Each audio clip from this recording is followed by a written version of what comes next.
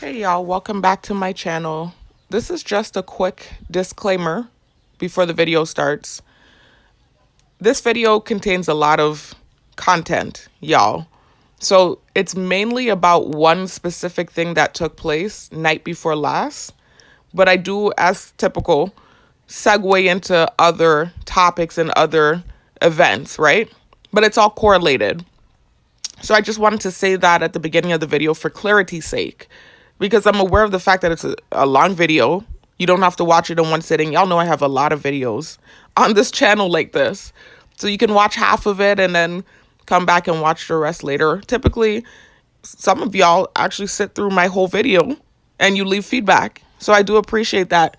But just a disclaimer, y'all, as a preview to what's coming, the video is about a conversation that my sister and I had the other night. I hesitated because I was trying to say person in my close circle. I typically don't specify exactly who I'm talking about in these videos because I've gotten backlash for that in the past. This is the first and only video on my channel. Listen to all of my videos. You'll notice I don't use names, nor do I specify relationships. But this is the first video where I did that, and there's a reason why.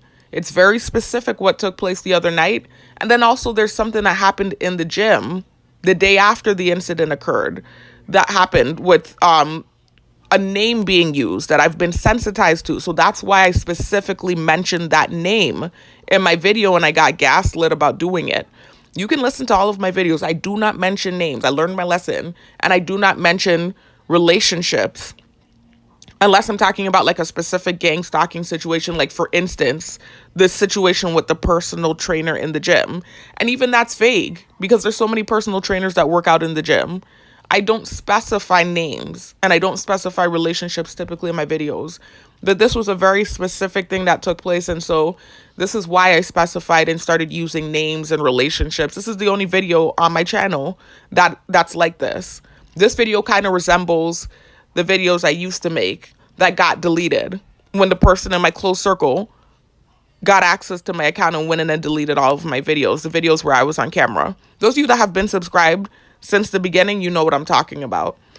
Anyways, y'all, so like I said, it's just a quick preview / disclaimer for clarity's sake. So you know what's coming and you're prepared and it doesn't feel like, a video that's all over the place. It's organized. It's clear what I'm saying. You can understand.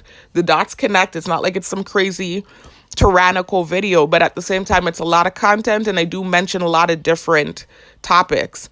So to be clear, the video is about a conversation I had with my younger sister the other night when she came in my room. I was helping her loose out her hair, and she and I had a conversation, and I'm targeted, right? I'm a targeted individual. So the whole conversation was being recorded and watched and lambasted. It's on live camera. And I know this might sound crazy to you if you're new to the channel. Stick around.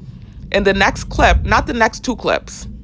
The next two clips, you're going to hear me doing corrections. So similar to what I'm doing here now, I also made 2 other clips that I added to the video to correct some of the things that I said in the main video. So you're going to hear this video, then you're going to hear 2 very short clips of me correcting some things that I said in the main video, and then you're going to hear the main video where I talk about the conversation that happened with my sister and a few other things, give you a career update, talk about some things that happened recently with me possibly becoming a teacher again, etc., etc.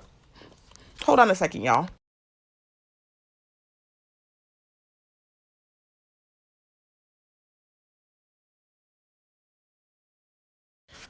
So anyways, y'all, so that's what you're gonna hear. You're gonna hear this clip where I'm basically just telling you what to expect in the coming clips. Then you're gonna hear 2 short clips where I correct or expound on some things that I talked about in the main video, and then you're gonna hear the main video. And then after the main video, at the very end, there's an added clip that I added on after the fact because I went to the gym after making the video and an incident occurred with the personal trainer and his girlfriend. So you're going to hear that clip at the end of the video as well. So I know it sounds like it's going to be some crazy all over the place type of video, but it's not. The video's well organized. The dots connect. The things I'm saying make sense and it's correlated. It's just a lot of content. And so when it's videos like this, I like to specify and I like to be clear. It's just OCD, y'all. I don't want you to feel confused and or overwhelmed with, all the content that I'm bombarding you with in one video. So anyways, the main point of this video, again, is for you to hear something that took place with my sister and I. She and I had this conversation the other night in my room when I was doing her hair. I was loosening out her hair. And as usual, they were doing noise campaigns in the background because the conversation is being viewed. It's televised. This is how it works when you're targeted. You're surveilled on insect drones. And there are links in the description box and comment section that share information about these drones. As a matter of fact, when you get to the main video, after you hear this clip and the next two clips, when you get to the main video, you're going to hear me do my typical intro, where I tell you about the links in the description box and the comment section, etc., etc. So they are surveilling us. Listen to noise campaign, y'all. Listen. I don't know why they're using this guy again. This nerdy guy that lives in the neighborhood. And a couple of years ago, when I first moved into this neighborhood, they were using him on me like all the time, and they stopped using him. I noticed recently, like about, I want to say like a month ago, I started seeing him again. All of a sudden, they're using him again. He lives in the neighborhood. Anyway, and he drives this little moped. Anyway, and that's HARP, by the way, y'all. I know you hear all that thunder. That's HARP. They use all kinds of stuff on targets, y'all. The info's in the description box and comment section. Anyway, let me not go off on a tangent. This is not supposed to be a super long intro. I'm just trying to, like I said, give you a preview of what's coming so that you're not confused and feeling bombarded with all the info that's being thrown at you. So anyways, that's what the video is mainly about. This convo that happened with my younger sister and I the other night. And some gaslighting things they try to do in the background, noise campaigns, because remember, again, the thing is televised. That's how it works when you're targeted. You're surveilled on insect drones, and everyone around is watching what's going on with you. I have a unique targeting case. I'm on a small island. It's a small community of about 45,000 people. And to my knowledge, I'm the only person to have ever been targeted on this island. So it's this big grand thing that's happening down here and everybody wants to get involved. And not everyone. I see some people that mind their business and they don't get involved. But a lot of people want to get involved because it's this exciting new thing that's happening on island. And so they're being inclusive and everyone wants to get involved and watch, and it's fascinating. And so everyone on island has access to the cameras that are on my family and I. And everything is televised. So when I'm interacting with anyone, they're all watching and they're typically making noise campaigns in the background. And so this is what was happening. And, some gaslighting things took place within that conversation while they were doing noise campaigns in the background. And then after the conversation took place, they tried to gaslight me about the reaction that I started having during the conversation. And so the next day they were still doing it, gaslighting me and sending stuff with the technology, right? Using the AI-based shadow networking software that they use on targets to send videos into my recommended with sensitization in it, insinuating things. And so that was what led to me making the video. Because I won't be gaslit. I don't sit here and just make videos on random. They just gaslight the heck out of you. I even had, that same person in my close circle that I made the video about. I guess she heard a tail end of the video, or maybe the whole thing. I think they're all watching me even when they're at work. I don't know how it works, right? But anyway, she's kind of confronting me in the kitchen. Like, I kind of heard the tail end of your video when I was on the porch and I heard you mentioning so-and-so. Don't talk about me. I don't talk about you. I'm like, really? You know full well why I'm talking about this. So this is more gaslighting. You don't talk about me because you're not dealing with what I'm dealing with. You don't have people insinuating false things. You don't have me doing you don't have me having conversations with you with innuendo in it. You don't have any of the things going on that I have going on. So of course, no, you don't. I would never talk about you or anyone. I'm a very reserved person. I stay to myself and mind my business. In fact, they always hint that I don't give a fuck. Excuse my language, because I'm so uninvolved and I stay to myself. If I'm talking about you or anybody, it's because it's something that directly affects me. So anyways, nonetheless, I just said, okay, because I'm just so used to the gaslighting. And they know all of my other videos, I don't mention names and I don't mention relationships. This is literally the only one. And it's because it was ridiculous what was done after that conversation or what they were trying to do during the conversation. So y'all have to listen to the video to know what I'm talking about. You're going to hear everything when you listen to the video. So that's what it's about, y'all. Just basically this conversation I had with my younger sister. And then I kind of start segueing into what's going on with my career right now, or the lack thereof. I don't have a career at the moment. But something recently that happened with the Department of Education and my mother, and, some gaslighting that took place with that situation as well. And then I start talking about, some stuff that took place with the gym situation. So although it might sound like it's all over the place, it's all connected, y'all, and it makes sense. But I just wanted to say this because I don't like disorganized videos. I'm very anal about the way I make my videos, and I want to make sure that the information I'm sharing is clear. And I don't sound like some aloof, delusional person, because that's what happens when you're targeted, you're gaslit. So I'm very clear with the things I say. I make sure to back things up with evidence. I make sure to support the things I'm saying, and I make sure that I'm speaking clearly and making sense, because the gaslighting is crazy when you're targeted. Anyways, y'all, talk to you in the next one. Peace out. That's all. There's 2 other corrections I wanted to make, because remember I told you the next 2 clips are short clips where you're going to hear me correcting some things that I said in the main video. There's also another correction I want to make that I'm going to make here in this clip here. Let me hurry up too, because the video is already super long. It's almost 3 hours long. In the main video, y'all, you're going to hear me talking about this teaching opportunity that I had, this job offer, when I had graduated from college, freshly after graduation, when I had just graduated in 2020. At the time when I was in school from 2018 to 2020, 2018 to 2020. During those 2 years, I also taught on the side as a substitute teacher with Broward County Public Schools. After graduation, I was actually given an interview with one of the schools that I used to sub at. And so that's what you're going to hear me talking about in the video too. There's a part of the video where I talk about this conversation I had with the headmaster and the job offer that I got. And while I'm talking about the specifics of the job offer, I said that eventually, because I didn't have my teaching certification, she found a loophole and she was going to hire me on as an interim sub. And I said, you can't create lesson plans. I didn't mean to say that. I realized you can hear the context of what I'm saying. You can tell that's not what I meant to say, but I meant to say you can create lesson plans.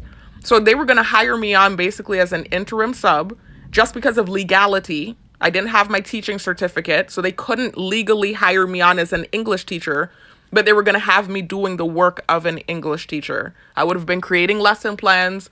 I would have had students, a permanent classroom, etc., etc.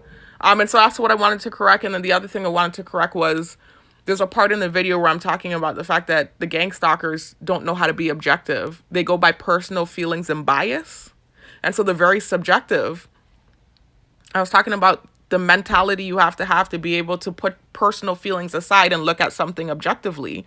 And so I accidentally said I'm immature and can be objective. I meant to say I'm mature and know how to be objective. So that's the other correction I want to make. And there are several other things in there I heard that were errors, but you can tell from the context of what I'm saying what I meant, right? It's not that many errors. There are grammatical errors as usual. You know how it is, y'all. Everybody's watching me. I have this big spotlight on me, and so I do tend to stammer and use poor grammar, incorrect grammar sometimes. It is what it is. It's an anxiety, tense environment that I'm dealing with, and I'm making these videos. I'm on spotlight. I'm dealing with a lot. I'm being judged critically. I'm dealing with a lot of hate and harsh treatment. So sometimes I stammer, and sometimes there is poor grammar, and I listen back and I'm like, oh my God, it's not a big deal. But I just wanted to add that in as well. All right, thanks. Anyways, y'all, I wanted to make a quick correction. I said at some point in the video when you're listening, towards the beginning of the video in the next clip, you're going to hear me talking about how long the targeting's been happening and the fact that I've been in 4 car accidents since my targeting started in 2020. And then I say the targeting has been happening for 5 years and that I'm 34 and I'm making 35 next year. I'm saying I'm 34 because I basically am. I'm making 34 on December 22nd, so at the end of the year. But I'm not 34 yet, y'all. I'm only 33, but I'm basically 34, and I'm making 35 at the end of next year. Just thought I would add that in there because they use ageism on me, y'all. They like to age shame, and they know that it's something that bothers me. The fact that they've taken so much of my life, and it's to the point where I'm about to hit my mid-30s and I'm still targeted. they love to throw that at me. Listen to them revving in the background right now. And so that's why, I'm so particular about correcting my age and et cetera, et cetera. And another thing I wanted to add in here at the beginning, y'all, you're going to hear the whole video, right? And I'm going to end the video. And then after I end the video, I posted it, actually. And then I went to the gym today and some gang stalking activity took place, y'all. So I took the video down and I made another clip and I added it towards the end. So I just wanted to let y'all know that that's coming. And my voice and my tone does change because I'm more in an excited, state of just coming from being outside and being out there where they were doing the gang stalking. So I just wanted to add that in, y'all. All right, peace out. Y'all, another thing I wanted to add real quick. At the part where I'm talking about heading down to the Department of Education with my mom, then I said then they started doing some directed convo about slow. She got a phone call while we were down there. So when we went there, we knocked on the door and nobody answered the door. So then we went back to the car. Everyone's watching on camera, so they knew I was coming. They didn't answer the door. So then when we got back in the car, she got a phone call and she started doing directed convo again on the phone call. And they were saying something about being slow again. Like I'm slow and I'm not catching on to why I'm being punished, I guess. Or I don't really understand, y'all. I'm still lost to this day. They keep insinuating stuff about bearing false witness, not trusting people, saying offensive things, just the whole thing that has been created from the targeting. Things I've already apologized for, things that were reactive abuse, things I'm no longer doing. Even when I try not to react, I still just keep getting antagonized and hammered until I eventually react. It's like a trick bag. I don't understand it, to be honest with you. I truly don't. So I wish they would tell me in layman's terms what's going on. Anyway, nonetheless, she ended up, taking me back home after the interaction. You're going to hear what happened in the video.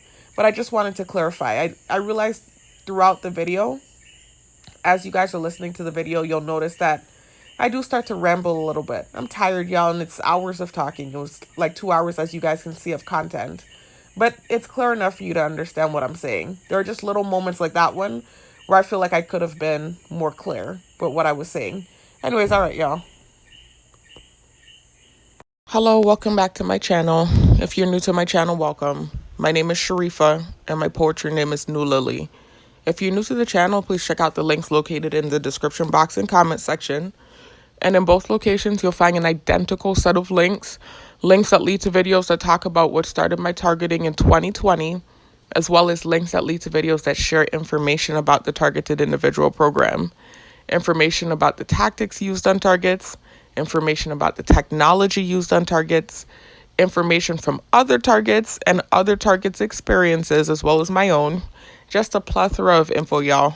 Like I said, I've been targeted since 2020. This is year 5 going into year 6 of my targeting over a text message that I sent summer of 2020.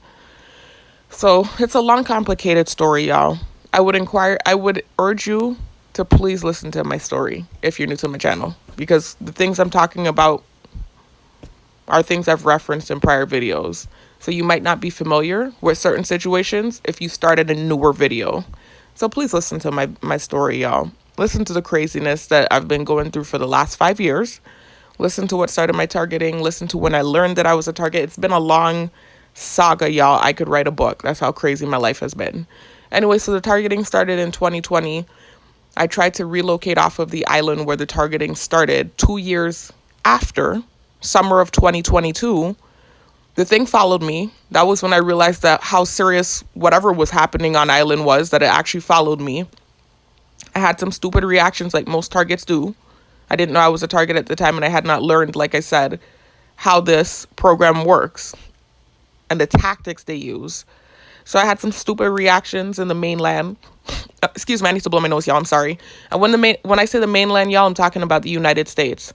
The island I'm from is U.S. territory, so I am American, but it is a territory. It's not a part of the United States. So I had left the island that, like I said, my targeting started on, tried to relocate to the United States to start over. The thing attached to me, you know how it works if you're a target, followed me. I realized it followed me. I had some stupid reactions. It blew up, went viral. I got saddled more deeper into the targeting. Had no choice but to come back to the island I tried to relocate off of where the targeting started. And that's where I've been. So here I am. This is, like I said, year 5. I'm still targeted. So anyways, check out my story though, y'all. Hear the whole saga. It's a big, long, talala story. It's been real unfair. I've dealt with a lot of injustice, and I've tried every freaking thing you could think of to get out of this thing. I even wrote a message to the governor on Facebook. That's how desperate I was to get out of it. So anyway, y'all, not to harp on that though. I kind of feel like I do want to harp on it because that's kind of what video is about. Just documenting more gaslighting and tactics being used. Let me go over to YouTube, y'all. Hold on a second.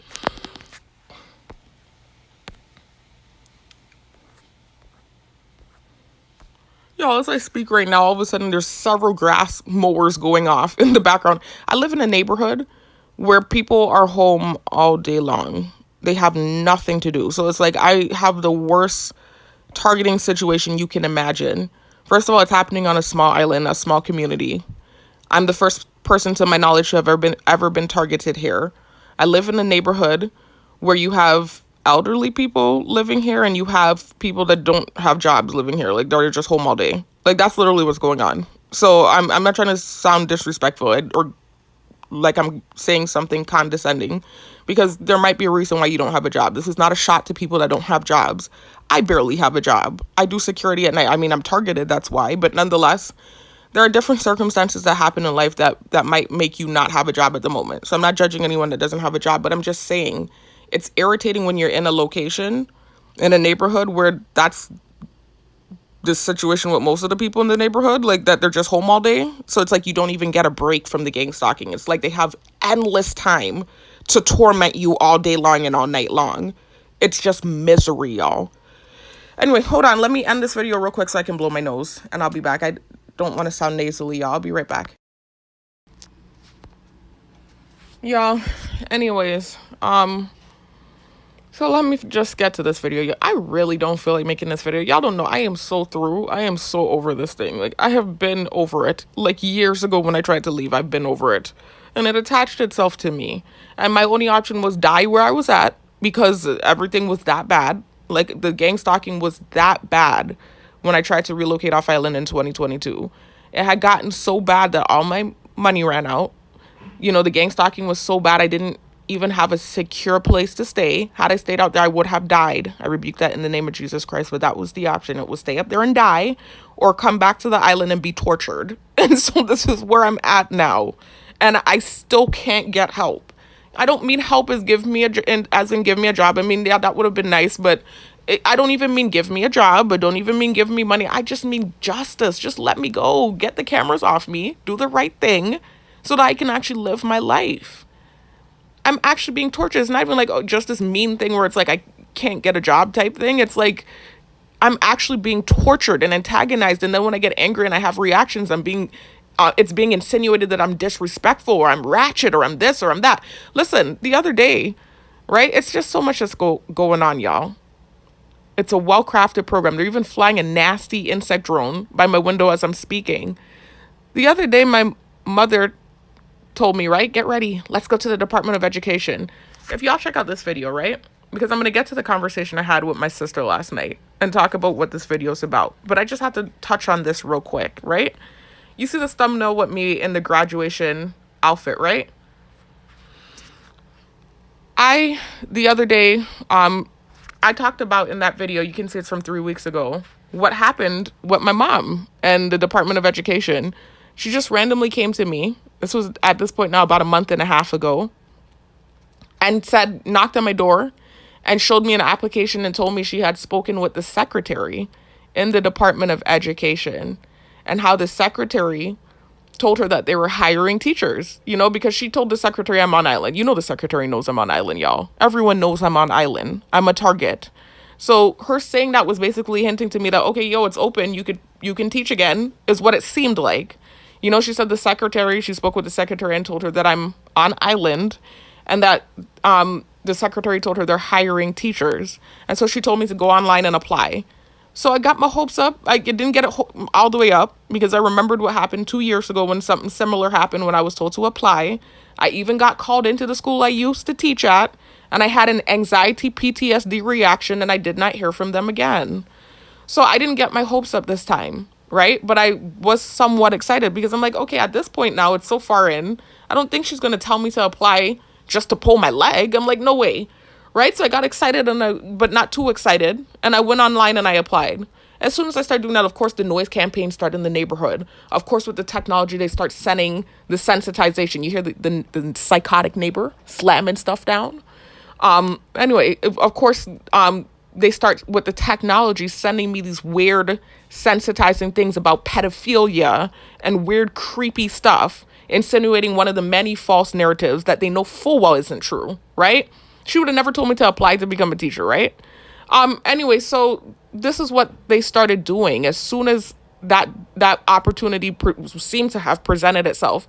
So I'm like, oh my God, they're not even trying to play it off. They're doing all kinds of noise campaigns. They're sending stuff about pedophilia, all this craziness. I just ignored it.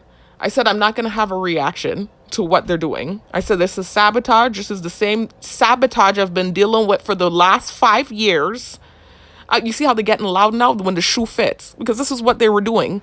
So I said, I'm not going to have the same reaction that I've been having. I said, this is some sort of test. I'm like, if I react adversely, this is going to mess up the situation. I said, I'm going to act like I'm not hearing it. I'm going to act like I'm not, whatever. And when I said send in stuff with the technology, y'all, this is where checking the links in the description box and comment section come in. Remember, I told you there are links that share information about the targeted individual program in the description box and comment section, and links to videos that share information about the technology that they use on targets. It's an AI-based program. There's brain to computer interface, so you're microchipped and your brain is hooked up to a computer interface. I have info in the description box and comment section about that technology, so they can hear your thoughts in real time. They can see your thoughts. They can push thoughts into your head.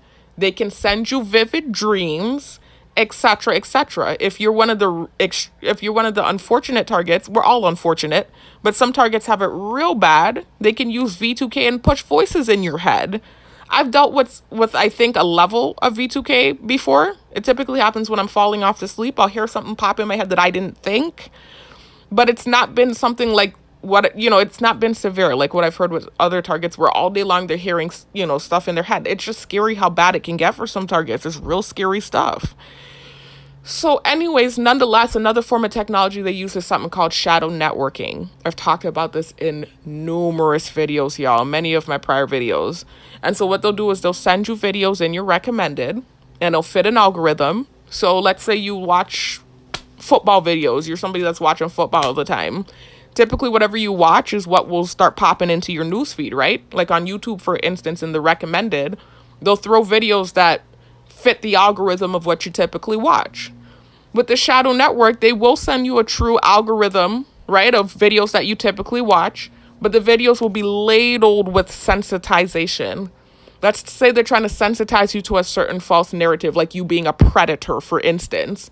You'll see constant videos about football and sports and athletics, but there'll always somehow be the theme of sexual harassment or sexual abuse, or this football player was accused of sexual harassment, or this football player was accused of rape, or let's say they're trying to paint the narrative that you're a thief. Then you'll see the narrative of thievery constantly popping up. This football player was accused of embezzling this amount of money from this and that, or you know what I mean? Like, it's something they do with the technology. I've shown actual examples of them doing it to me and other targets. Check out those links, y'all. This is real stuff that exists.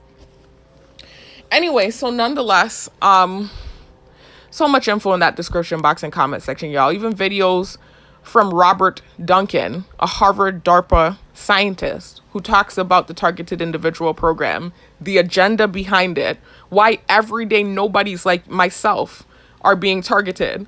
What it is they'll do random selection. The intent is to use the technology on everyone. It's the New World Order agenda. I know this sounds like a conspiracy theory. It's not. Check out the description box and comment section. You can hear it from the horse's mouth. Robert Duncan, a Harvard DARPA scientist, he confirms that the targeted individual program exists. Also, there are patents for the technology that they use on targets. The same technology I was just talking about, the brain to computer interface, where they microchip you and can hear your thoughts, etc. There's a patent that I put in the description box and comment section from Michael Barden. But anyway, forget that part of it, right? Robert Duncan one of the progenitors of the technology, a Harvard, DARPA scientist, or a reputable source, is in a video in my description box and comment section talking about the targeted individual program and the agenda behind it. And the agenda is to use the technology on everyone. It's what he called out of his own mouth a New World Order agenda. And the intent is to use the technology on everyone and to have some sort of hive mind computer interface where all the brains are going to be connected to this hive mind computer interface. That's the intention. So anyways, that's why you're seeing all of these cases of people being targeted. And a lot of them are random cases where they didn't piss off anyone. Really, they just got targeted randomly. And they're like, why is this happening to me? Da, da, da, da. You have a lot of targets like that, like Dr. Horton. I have her on my channel. Hold on, I'll scroll there real quickly and show you her.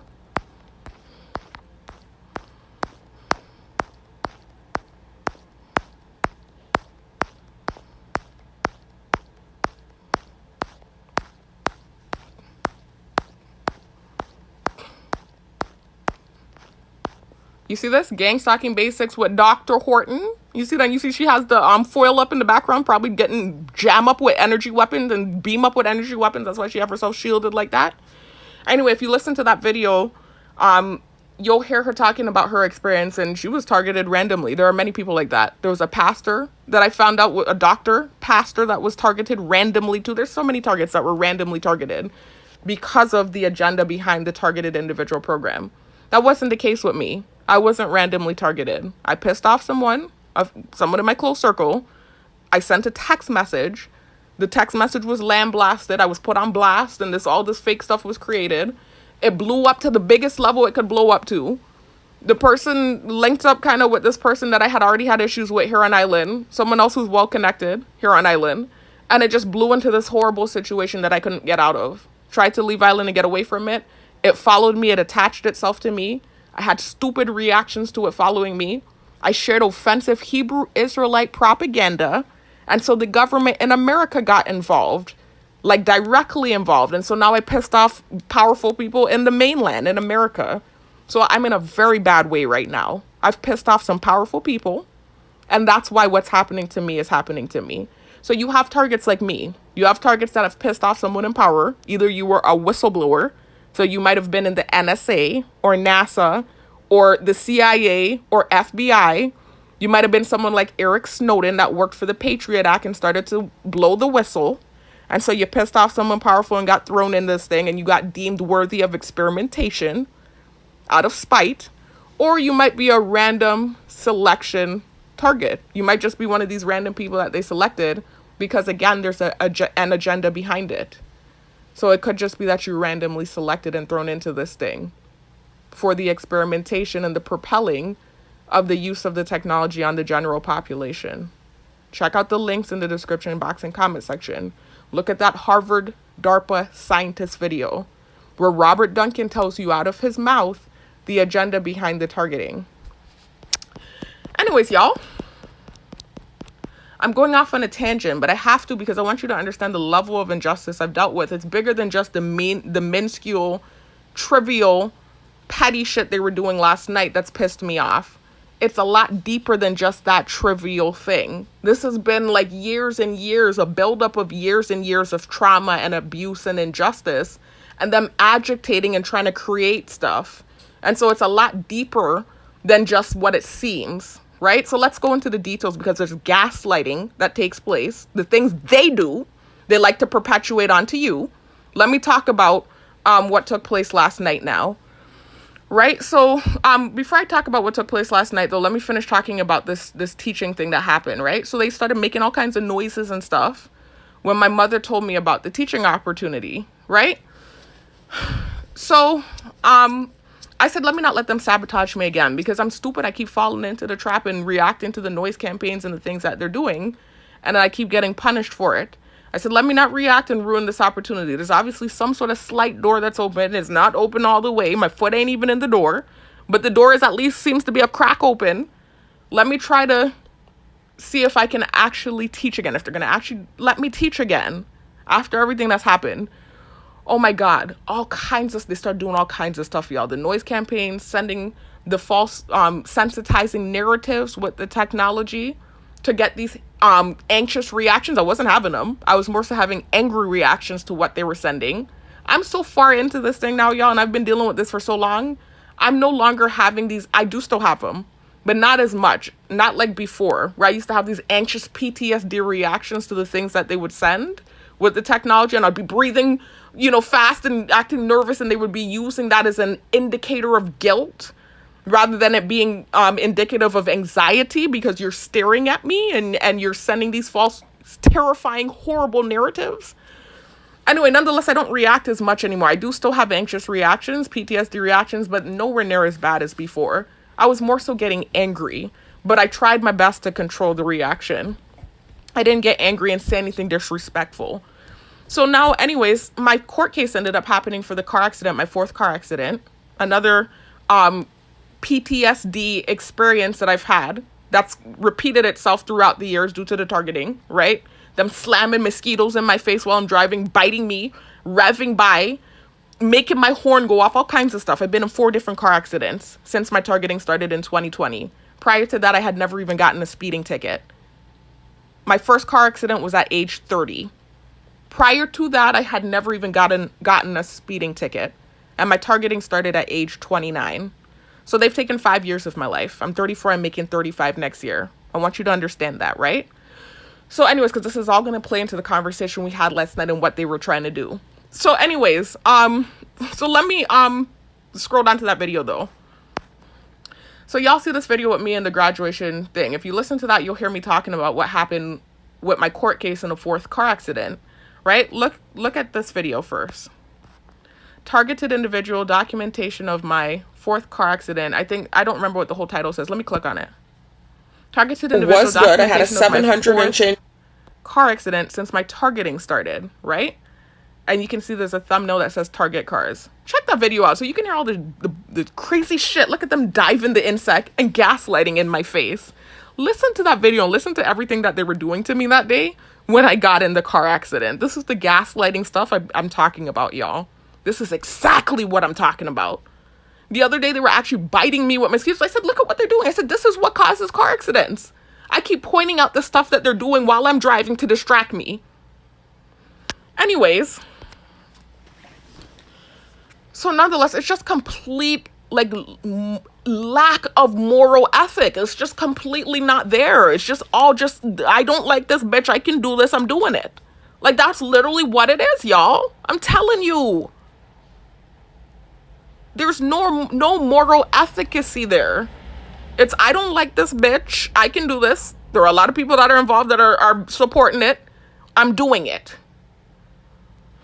Anyway, so nonetheless, y'all, back to what I was saying though. So that day with the court case, I went to the court case. I made sure to dress nice. In fact, they were trying to antagonize me when I had left the courtroom and sending stuff like I dressed too much, like I dressed up too much for the court case, and talking about one of them old school uncles that always get dressed for every occasion. But had I drug up in that court looking stink and a hot mess, you would have seen them insulting me and trying to degrade me had I done that, right? But anyway, I dressed up and I actually acted like I cared. I was trying to refute one of the tickets because I was given 3 citations. At first, I hadn't heard from the officer in months after the accident. I knew I had to get something because I did make an illegal turn. I got distracted. Had I not made the illegal turn and it was just straight distraction and let's say I went over into a lane and hit someone, I probably would have even fought my case even more. But it's the fact that I made an illegal turn on the highway. It's an illegal turn that a lot of people make, but it's still nonetheless something you're not supposed to do. And I was distracted and I made it. So that was my fault making the illegal turn. But I was completely distracted. They were antagonizing me that whole day on the road. They made my horn go off. I had to pull over and plug the horn out because they were making my horn go off, among many other things. Anyway, so nonetheless, I was going to pay the tickets, right? They gave me 3 tickets. One was failure to yield to oncoming traffic. That truly happened. I wasn't going to refute that. Making an illegal turn. I wasn't going to refute that. And then the third one was failure to maintain control of vehicle. I never lost control of my vehicle. So, I mean, just jam me with 3 citations, knowing the circumstance of what was happening that day, I just didn't understand it. And I got the citations on a day where they were sending, as usual, manipulation with the technology about the cyber stalking, cyberbullying guy. That's major, y'all. That plays a big part in what's happening to me, just so you know. He has family in the military. He knows a lot of people down here. This is a well-connected thing that's going on here with me, okay? I'm in a very hot shit. I'm in a hot pot of shit. Anyway, nonetheless, so they were sending a false narrative about the situation. And so, of course, I responded. I should have just ignored it and took the video off. But as soon as they send the false narrative, whatever it is with the technology, I'll hear noise campaign in the background. They'll know full well it's bullshit. And they'll still make noise in the background to antagonize and get a nasty reaction. So foolishly, I said something out my mouth, something out loud in response to whatever it was that they sent. And then literally like 3 minutes later, the cop called me. I hadn't heard from him in like a month and a half since the car accident. I knew he was going to call and give me at least one citation for the accident. He called me and I was getting 3 citations. So, you know, it felt unfair. But anyway, nonetheless, I was refuting that one citation because he was mannerful to me when I dealt with him initially. When I first dealt with him, he was very nice. He was very kind to me. You know, things seemed cool. And then, like I said, that day, that thing happened. And then I was called and I was given 3 citations. So I was just like, what? So anyway, nonetheless, I was refuting one of the citations because I never lost control of my vehicle. I was driving slow, as a matter of fact, when the accident happened. That was part of the problem. I made the illegal turn and I was driving slow and I didn't see this person barreling up the highway. And so they hit into the side of me. I never lost control of my vehicle. So anyway, I refuted that. I went into the courtroom to refute that. Instead of just going to the court to pay the ticket, I got dressed up and I went to the court to meet with the judge so I could refute that ticket. So anyways, I go in the courtroom and it's this situation where I'm forced to listen to the noise campaign, y'all. Listen to the noise campaign, y'all. Y'all hear the noise campaign? Because they know I'm about to speak some truth, right? About everything that's been taking place. All the gaslighting and all the things that they've done, right? All the things that they do that they pretend like I'm doing. So anyways.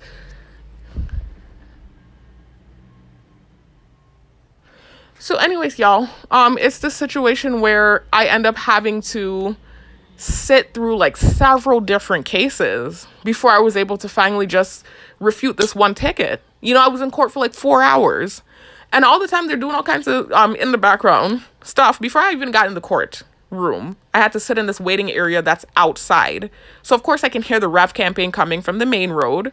They had this guy sitting in there first. Humble, meek looking guy, you know, dressed casual. You know, this is why they were teasing me about how I got dressed, because a lot of the people in the courtroom were dressed casually. And then you had a few people in suits and dressed up nice. I'm going to dress up nice. I'm going to court. I'm going to dress up nice. You know, they see me dragging around the place. They're such gaslighters. One minute they're teasing my attire and the fact that I do dress down nowadays. And then the next minute it's I dress too much. It's just like anything that they can try to bully me about, they try to bully me about. Anyway, I typically do dress nice though. When I'm not targeted and I'm working and living the life that I typically live, I dress nice. I wear heels. My nails are usually done. My hair is usually done. I usually wear dresses and skirts. They've been seeing me dress like a tomboy. I don't have anything going right now. I'm targeted. So typically I'm either going to the gym, the basketball court, to jog, a drive, or the grocery store. So I wear tights and t-shirts. That's what I wear. Sometimes I'll put on bummy, baggy clothes. Like, that's how I'm dressing right now. I don't care. I'm in a small community where I'm targeted. A lot of people are involved. I don't care. I'm leaving looking however. At least I take care of my face. I comb my hair. I brush my teeth. They be getting pissed when I'm doing simple shit like putting on a do-rag. They're making noise in the back. Just weird activity, man. Anyway, so nonetheless, I'm in the courtroom and I had to sit through several cases, right? First of all, I was shitting bricks because I saw that it was a judge that used to be in the gym, right? And this is all going to tie into what happened last night too, in the conversation we had last night. I had with my sister that they're trying to gaslight and create stuff with, right?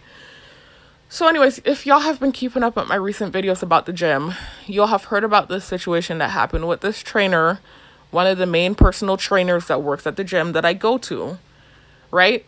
So at the end of last year, he started doing some harsh gang stalking activity.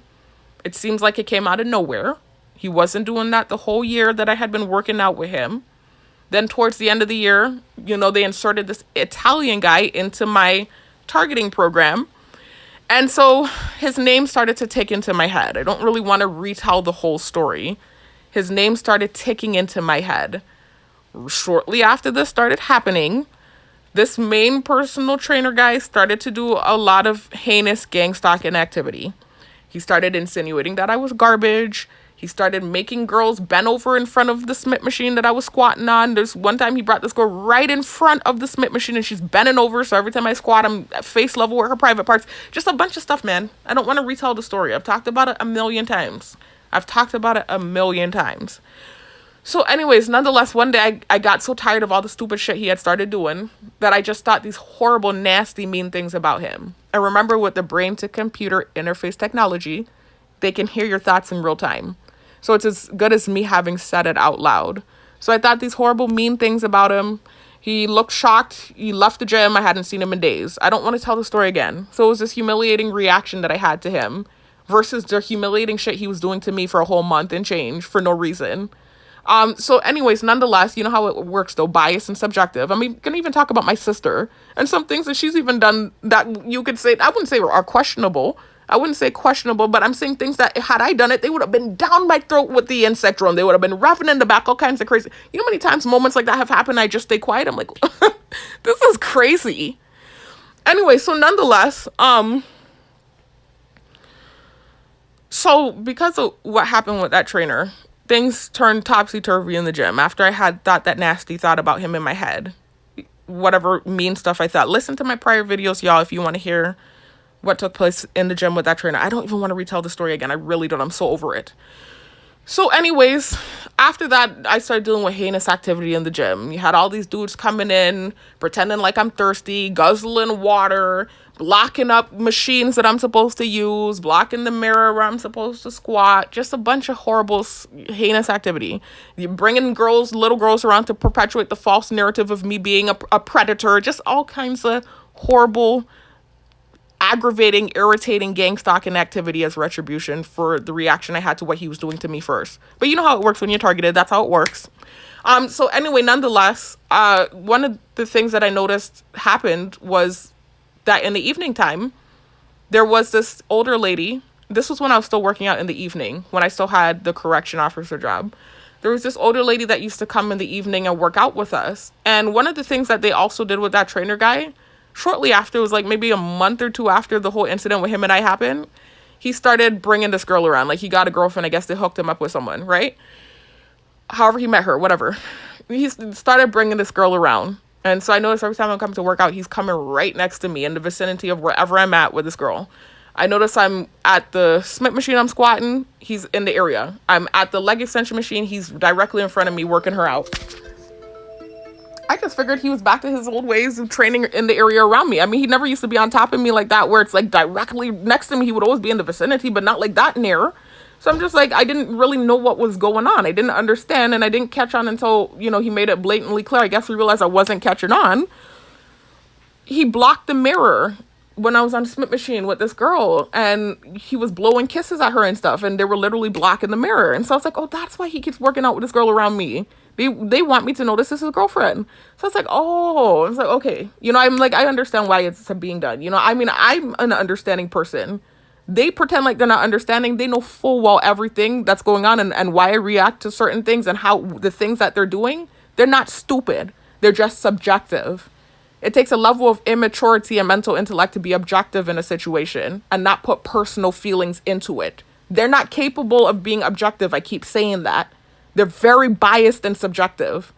So nonetheless, I understood, even though he started with me first, I understood why he was bringing the girl around, because whatever it was that I thought in my head was humiliating and mean that day as a reaction to what he was doing to me first. But I'm like, okay, so that's why he's bringing this girl around me. I didn't get angry. I didn't feel rejected, because that's a false lie-ass narrative they keep sending with the technology. They know full well that's a lie. First of all, he asked me to go on a hike last year before he ever brought any girl around me, whether it was fake or not. He asked me to go on a hike and he was acting normal, and I didn't go. So I don't feel rejected at all. In fact, I had his number and I didn't use it. I used the number one time to let him know I wasn't going to the hike, and I never used that number again. So no, I don't feel rejected. And him and I were working out around each other fine. Nothing weird was happening until towards the end of the year, when the thing with the Italian guy happened, and then he started doing all this mean, horrible stuff. And so I had this nasty, mean reaction in response to what he was doing that one day. And after that, oh my God, it was hell in that gym. Everybody had it in for me. Or I should say, has it in for me. And it kept painting false narratives with the technology about what happened and what is happening. I'm just like, are you kidding me? You can't change reality. I don't care if you don't like me or not. You cannot change reality. So anyways, nonetheless, so one of the things that was happening, aside from these dudes coming in and pretending like I'm thirsty and them bringing the little girls around and blocking the mirror and everything else they were doing and blocking machines and stuff, one of the other things that happened was him bringing this girlfriend around. So when he brought her around, I didn't feel any kind of way at all. When I realized what was going on, I was like, okay, I get it now.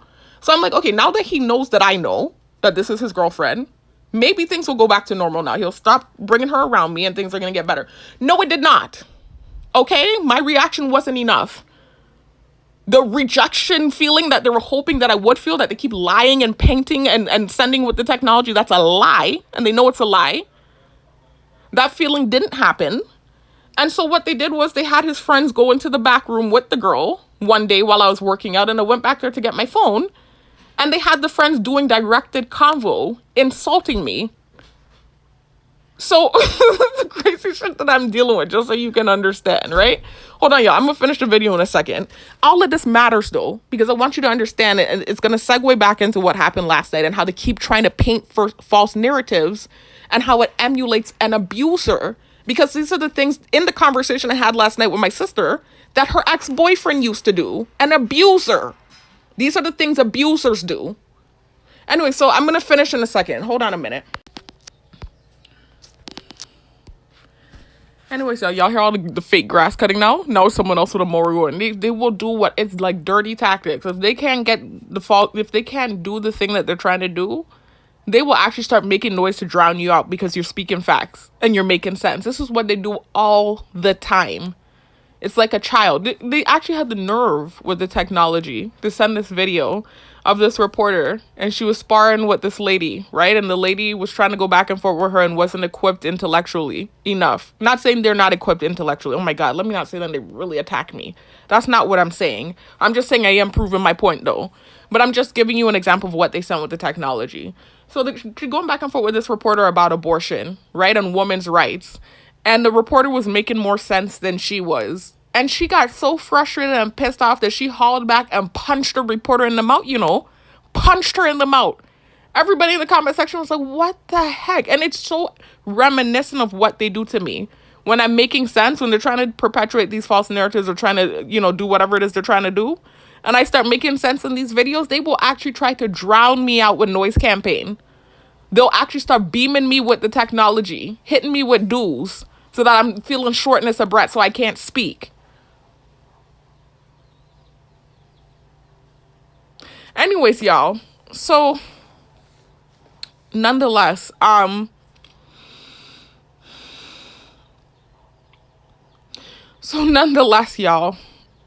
just trying to catch my breath, y'all. They were hitting me with the dew. Speaking of that. So anyways, this is what happened. They had his friends in the back room with the girl, and they were saying directed convo, basically comparing me to the girl. It was this weird thing they were doing. If you listen to my prior videos, you'll hear me talking about it. How they're talking to her. They were like, yeah, but that thing didn't look good. You look good. That thing didn't look good. That's how they talk in the islands, y'all, by the way. When you hear me saying that thing, that's that thing. But that's how they refer to females down here. A lot of the dudes. It's not like something that's negative. It's really just island slang. Like, they'll be like, you gonna press the ting? And that means like you gonna roll on that girl. You gonna hit on that girl. It's just island slang. So the ting thing, the thing part about it, that's not the insult. It's the ting didn't look good, but you look good type thing. Mind you, one of the dudes saying it was checking me out. By the way, I'm friends with him on Facebook. He's written me several times, right? He has checked me out in real life. I know the difference. I can tell when somebody's antagonizing me and when somebody has really checked me out. I've seen him do it several times. Anyway, so nonetheless, this is why I started to go ham. All the time I wasn't reacting, I wasn't reacting to anything that they were doing. Him just bringing his girlfriend around, that's harmless. You're not insulting me. You're not doing anything to hurt me. I mean, I think they thought it would hurt me. That's the problem. I think they thought it would hurt me, and it didn't. So I'm not feeling any kind of anger towards you, like they keep trying to fake and pretend. I didn't feel any adverse feelings towards him or her. It was when they actually started insulting me in the back room is when I finally went in and they finally got an angry response. Because I'm like, are you serious? That was when I went in.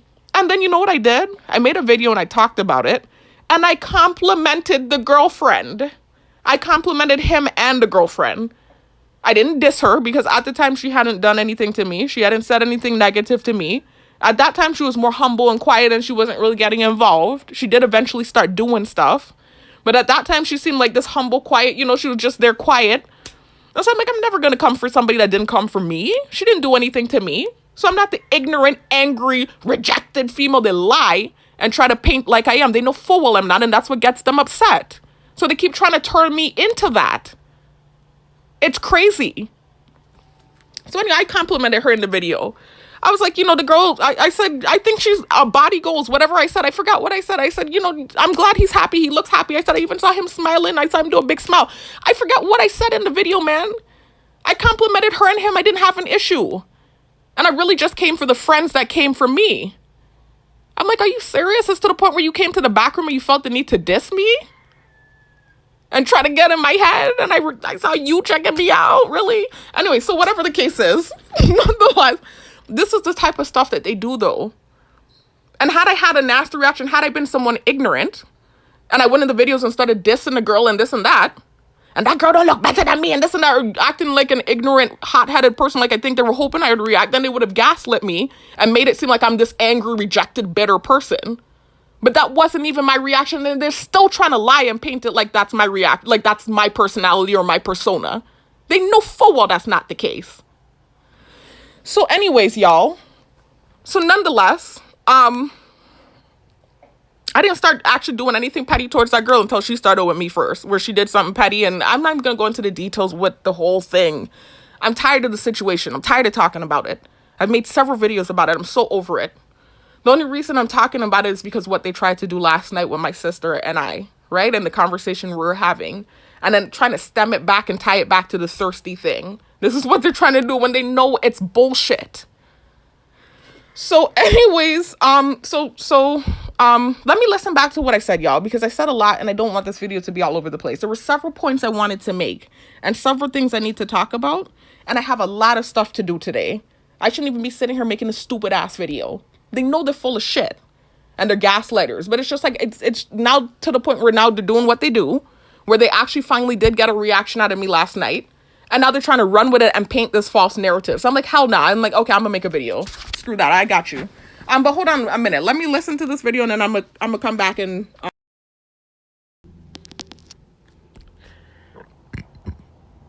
So y'all, I'm not gonna lose track of where I'm at because I know I'm supposed to be talking about what happened in the courtroom with the judge, right? And getting back to this teaching thing and what took place with that. So it seems like I'm all over the place. But just, you know, I was telling y'all what took place before I went in the courtroom. Remember I told you guys I walked into like the waiting area that was outside and there was this guy that was sitting there and immediately they started revving in the road because they like to perpetuate this false narrative of me being thirsty. And so that's what started making me rehash where the narrative came from. It came from that trainer guy. Remember in the gym what took place with the trainer? So anyways, let me hurry up and wrap it up because I've talked about this in prior videos anyway, what took place with that trainer. And I made a comment by accident and I said I had, after he was doing whatever he was doing for about a month, I said I had this humiliating reaction. I meant to say I had this reaction that humiliated him, where I thought these horrible things in my head in response to what he had been doing for a whole month. And then he looked shocked or surprised and then he left the gym and I didn't see him for days. So anyways, y'all, back to the part of the story where I was at. I'm going to try to fast forward and get through this part with, you know, just rehashing what I've talked about already with this personal trainer and then getting back to the court. So anyways, after his friends did whatever, I told y'all I made a video. Oh, that's what... No, I realized that because I just listened back to the things that I said, y'all, and I realized I didn't listen to the last part where I talked about the video that I made after his friends were insulting me in the back room. But anyway, I remember what I said, so it's fine. So anyways, after I made the video complimenting him and his girlfriend and kind of just like lambasting one of the friends that was pretending like whatever and saying horrible directed convo for me to hear, a tactic because they didn't get the reaction they were looking for by simply bringing the girlfriend around. There was even this night where I was on the adductor machine. And if you see the setup of the gym, you'll understand that the adductor machine is in this little corner. And it's just, if you look up what adductors are, you're going to see what the workout looks like. You're opening your legs. You know, it's a machine where you're opening your legs, closing your legs, opening your legs. It's an awkward workout, similar to how the hip thrust is an awkward movement. There's an ab machine near the abductor machine in close proximity against the wall, flush against the wall. It's to the left of the adductor machine. He brought the girlfriend. This was before his friends had said the directed convo, right? He brought the girlfriend back there and put her on the machine, and then he wedged himself in the between the wall between the two of us. It's just like awkward stuff like that was being done. I'm like, he's never been on top of me like this, worked out on top of me like this. It's like, what is going on? You know, and then obviously I realized that this was his girlfriend. So anyway, nonetheless, they didn't get the reaction they were looking for. So the friends did what they did. And I made a video complimenting him and his girlfriend and talking about why I realized the friends did what they did. You know, and just talking about how immature and stupid it is. So anyways, y'all, after that, they kind of laid off a little bit. Not totally, but a little bit. It wasn't as severe. They weren't bringing her around as much. And there's something else that happened with him and her when I started working out during the daytime again after I lost the correction officer job. But I'm not going to go into the details about that. It's irrelevant. I've talked about it in prior videos. The point of me bringing him up is just to remind you of where the thirsty narrative came from, and also to talk about what happened with the judge that was in the courtroom the day that my car accident case happened, right? So anyway, in the evening time, another thing that happened was when he was working out with his girlfriend in close proximity to me was he one evening brought her near the Smith machine. This time he's not blocking the mirror. He had her on a leg press machine, and the judge was in there, and the judge was squatting down, you know, talking to her and like encouraging her. And I didn't realize I was a judge until I had to sit through a court case when I was still doing the correction officer job. I had to sit through a court case. And so I was sitting through a court case with one of the detainees in the prison that I was working at. And it was a virtual Zoom call with the judge. And so I look on the screen and I realized they said the presiding judge was Judge so-and-so. And I'm looking at the screen and I'm like, oh my God, that's the same lady that was in the gym. That was, it seemed like encouraging his girlfriend, you know, working out near the girlfriend and like squatting down next to her and encouraging her. And I was like, oh my God, there's a judge involved in this thing. I'm like, oh my gosh, this is really bad. You know, this is what I've started putting it together. I was like, wow, this is real bad for me. So anyways, now fast forward back or rewind back to where, well, it's fast forward really, because all of those things with the trainer happened already. And then the car accident thing recently, a couple of months ago, happened, right? So back to that part of the story. So I get into the courtroom and I realize it's that judge from the gym. And so I'm nervous and anxious. I was already nervous. There are cameras on me. The whole island is always watching. You know, it's like this public humiliation campaign, like I said. It's not like they're just surveilling me like law enforcement. You know, like they really thought I was a threat. That's not what it's about. It's about humiliating me and punishing me. So they're giving access to everyone on island and they're all watching at the edge of their seat. Like, I can't even explain to you how much it irritates me when I'm driving and I see people looking at their phone in this kind of tete kind of way. I don't know. It just rubs me the wrong way because I know typically they're watching me. It just irks me so bad. I can't even explain it. It irks me so bad. It's like they're anxious and sitting and waiting to see the next thing that's going to happen. And this is my life. It's just so irritating to me. Anyway, so nonetheless, I'm aware of the fact that everybody on the island is watching. So of course I feel anxious. I'm sitting in the courtroom. Everybody's watching. I'm about to go in front of the court, in front of a courtroom full of people. I didn't even know this is how the setup was going to be. And I'm about to refute this ticket. So even though it's a trivial thing, refuting a simple traffic ticket, it's still just the dynamics of it. Going in front of this courtroom full of people, knowing that the whole island is watching. It's a judge that was seemingly supporting the guy that I was having the issues with in the gym, or his girlfriend, whatever. You know, it just was, I was riddled with anxiety. So I'm sitting there anxious. And I had to cover a few court cases before they got to mine. And so they were on like this virtual call with one of the guys in the prison, one of the detainees. And they're having a conversation about his case. And apparently it was a domestic violence conversation, you know, a domestic abuse charge. And so they're telling him basically he's not to make any contact with the victim and this and that. And every time she's saying the victim and don't make contact, I'm just trembling in my seat. Like, this was the first time I had like that anxious PTSD tremble reaction in a long time. It's been a long time since I've reacted like that. And what happened is it was reminding me of 2022 when I got back on island. Remember I told y'all I tried to relocate. Not tried to, I did relocate off island summer of 2022. And remember I told you I went to the United States. All of these things happened. The targeting blew up. I ended up sitting in my car and sharing offensive Hebrew Israelite propaganda out of anger. And the targeting just worsened and worsened. And one of the things they were doing was they were using the AI shadow network technology on me at that time in my car in Florida in 2022. I didn't know I was a target at that time. I wasn't aware of the technology at that time. So to me, it just seemed like everything I clicked on had the theme of predator in it. So everything I was clicking on was talking about sexual abuse.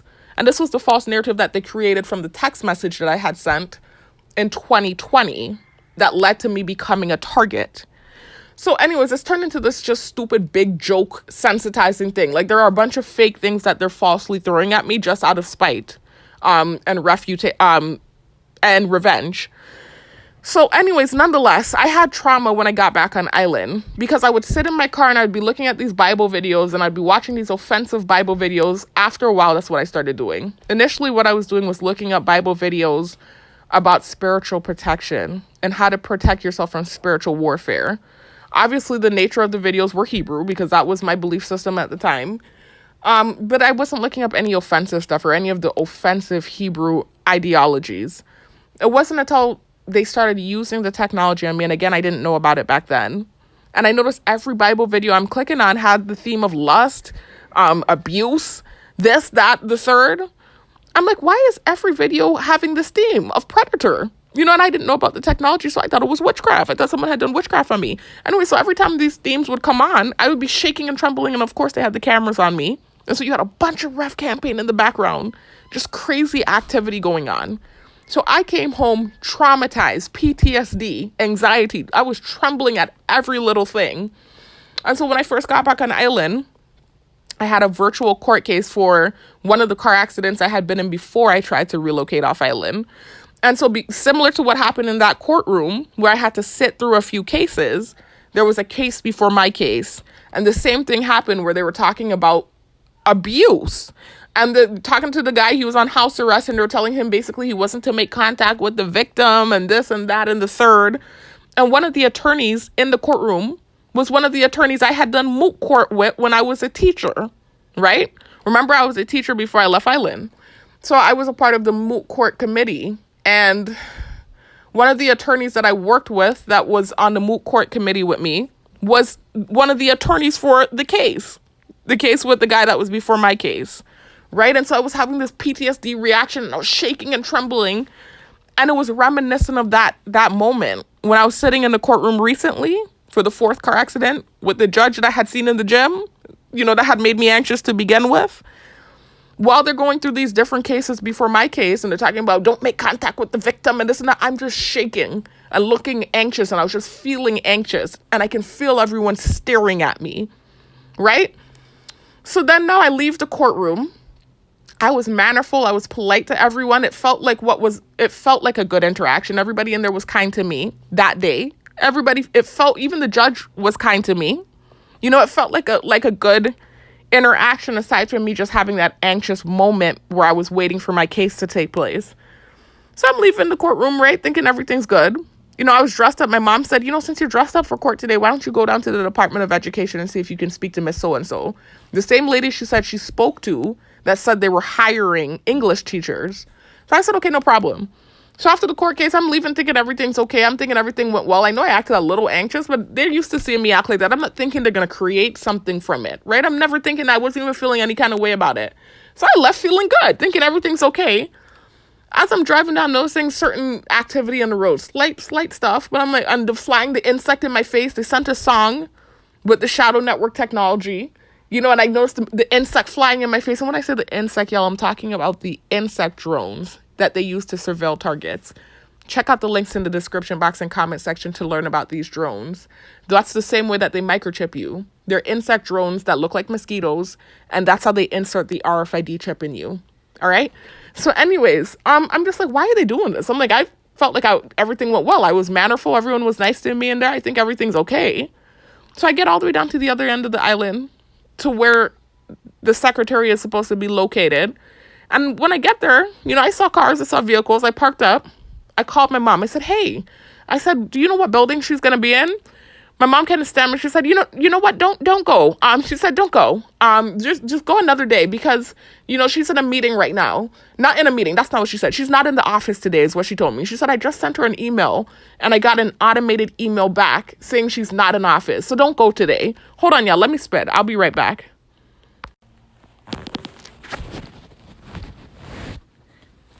Anyways, y'all, So she's like, you know what, just don't, just leave and go another day, because I sent her an email and I got an automated email back saying that she's not in office. So I was like, okay, no problem. I got a bad feeling about it. I really did.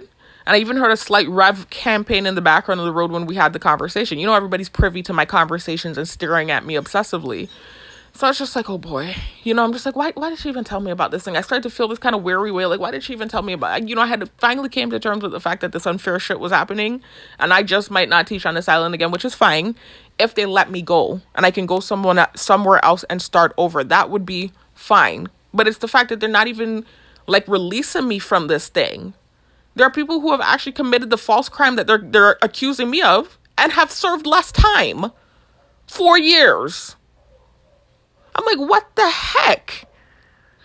So anyways, nonetheless, so I'm driving. I'm like, I'm not going to be negative about it. Just like how I said I wasn't going to get my hopes up about the thing when she told me about it in the first place. I'm like, I'm not going to be negative about it. I'm like, that's what's kind of odd, but I'm not going to be negative, especially with the mosquito flying in my face as I was heading down and them sending certain songs with the shadow network.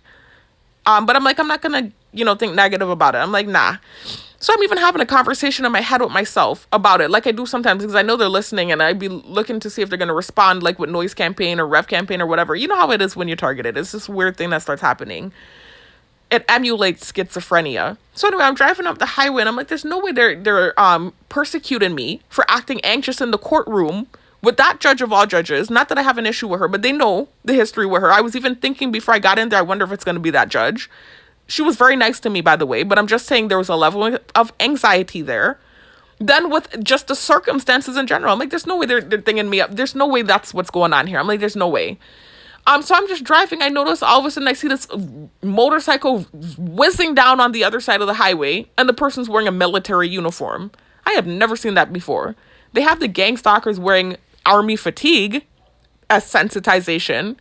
What they like to wear is red and white. Yellow now, an ode to the gym, to the trainer from the gym. They like to wear yellow. And army fatigue, but not a full-on combat military uniform. I'm seeing the speeding down on the other side of the highway. So I'm like, are you kidding me? I'm like, there's no way they're really doing this. So I noticed, like, that's what it seemed to be. It's like this kind of weird thing when I got home. They're doing rough campaign in the background. I'm noticing them sending stuff with the technology. And my mom moving strange. I just noticed her moving strange after that. It was just weird. And so when I asked her about the job again, this time she said, well, why don't you contact one of the other secretaries? You know some of the other secretaries, right? Why don't you see if some of the other secretaries are there? Then she said, why don't you apply as a sub? She said, what I want you to do just so you can get your foot in the door, why don't you apply as a sub? She wasn't saying this before, Why don't you apply as a sub? Listen to the ref campaign in the background. Psychopaths. This is what I'm talking about. You have a bunch of them sitting there hoping for bad. This is why last night burned like fire. It wasn't so much what she was talking about, It was when she started to insert sensitization in the convo after they started doing noise campaigns in the background. I know they want to see me fail. They have a sick complex. And everything that they project on me is what they are and how they think. And so this is what burns. And I'm stuck in that environment. So anyways, nonetheless, so this is what was going on. She starts telling me, well, why don't you apply as a sub instead? And why don't you see, just to get your foot in the door and, just so you can get in there and then we'll see what happens and da-da-da. I'm like, apply as a sub, and she said, oh, you still want the job? I'm like, huh? I do. Why don't you apply as a sub instead? And, it was just weird. And so I started realizing, like, struppiness was going on. I'm like, why did you even tell me about this thing? Is how it was feeling. I was just so angry. I was on a good path. I started applying to school again. Y'all already know I have 2 degrees. I have an associate's degree and I have a bachelor's degree. And I have a resume full of experience. So I can go any path I want to. It's just, is the targeting going to impede me? Is the question. Right? So they kind of opened the door a little bit with school. On this online school I applied to, and I've started the process and I'm looking into neuropsychology. So I want to get my master's degree in psychology and then I want to branch off into neuropsychology. So, one of the complications is that down here, the master's degree program for psychology, they'll accept me with my English degree, but there are certain prerequisites that I'm missing. And so I think it's just like 2 prerequisites. And so in order for me to get the 2 prerequisites, I'm going to have to, do all this kind of stuff, get the whole degree and, all this extra stuff I'm going to have to do just for 2 prerequisites to get into the graduate program. So I'm like, well, if I have to do that, let me see if there's a quicker route that I can take. And so my sister had already been telling me about WGU, which is an online school, and she was telling me about them and how it's a quick process and this and that. And they kept sending me ads about WGU. And so I was like, well, maybe this is a sign. Maybe I should try WGU, So I called them and I signed up, and, the lady was explaining to me the way that it works. It's a competency-based program. So it's based on what you know rather than time. So if you start with someone like a counterpart and y'all start at the same time and you know more than them and you're able to pass the test before they are, then you can finish quicker than they finish. It goes off of what you know, right? Hold on, y'all. Let me just wait a minute because I'm hearing noise and it's distracting. Give me a minute.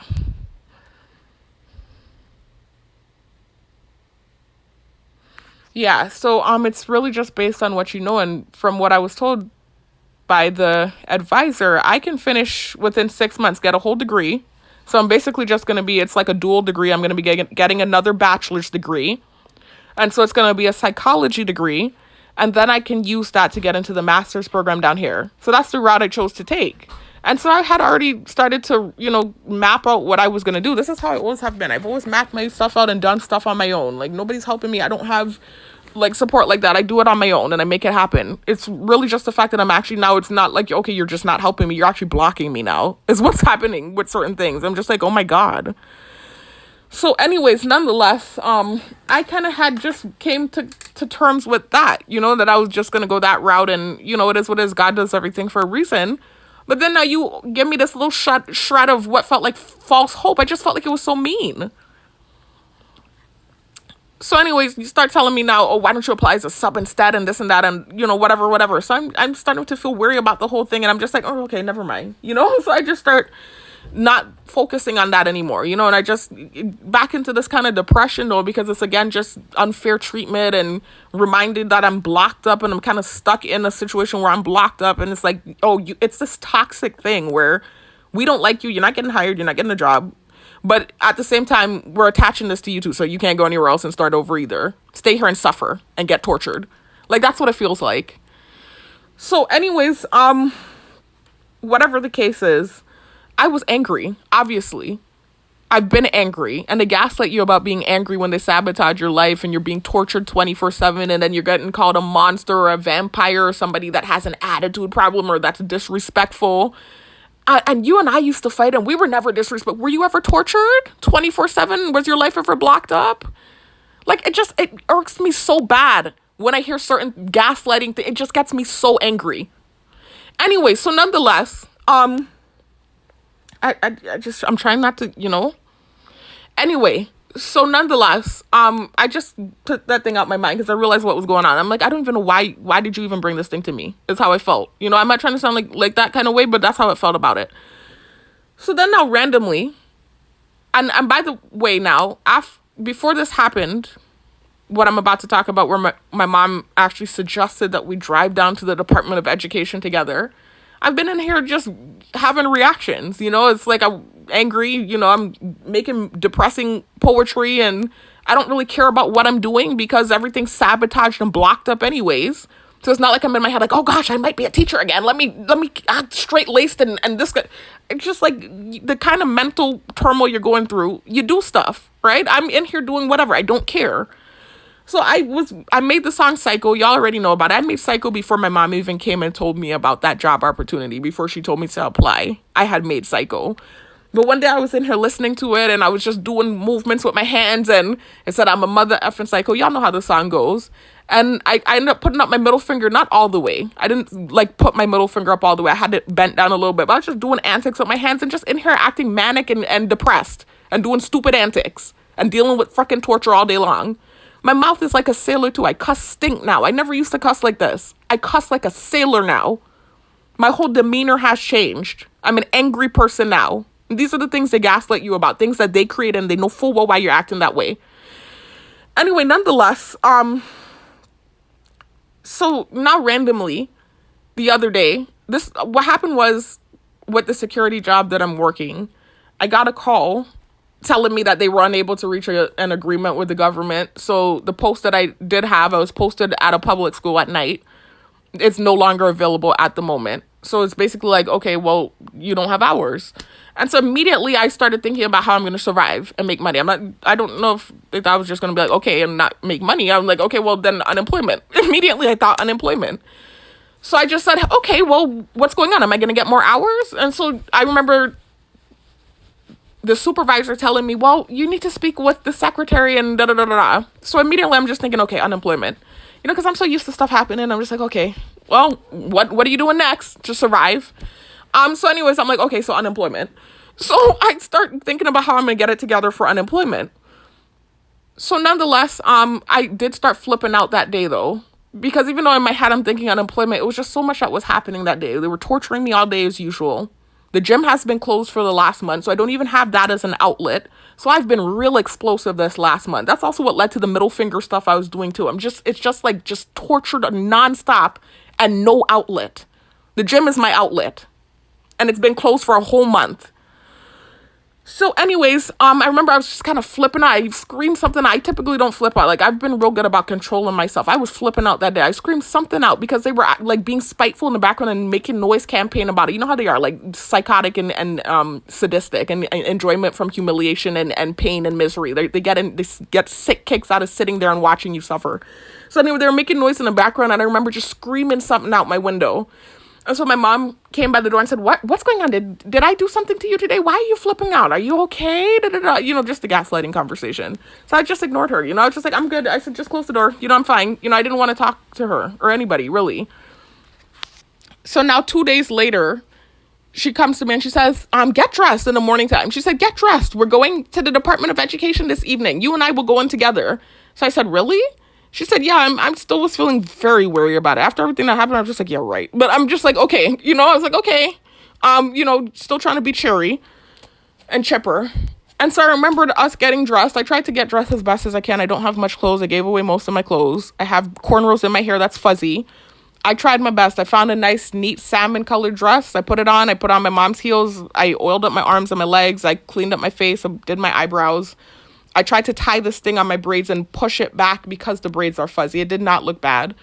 I sat in the car with my mom. She's having this conversation with someone and she's doing directed convo.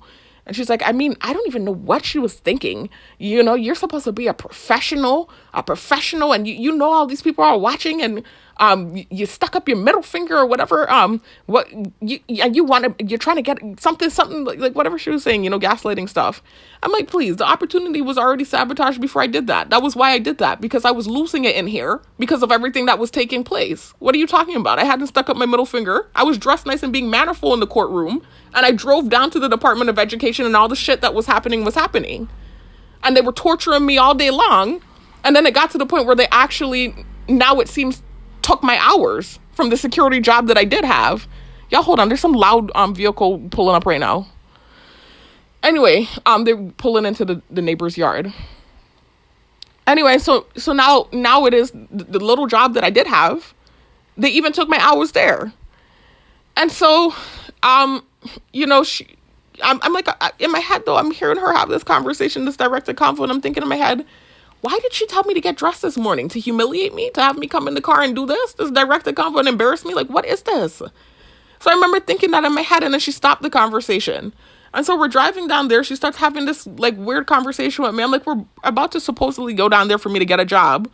But you're having directed convo that would definitely make them not hire me. I'm like, why are we? So I just said, Mom, can you just take me home? I said, can we just turn around and go home? I said, I don't know why you told me to get ready this morning. And she said, why did it, you know, arguing with me and whatever stupidness was going on.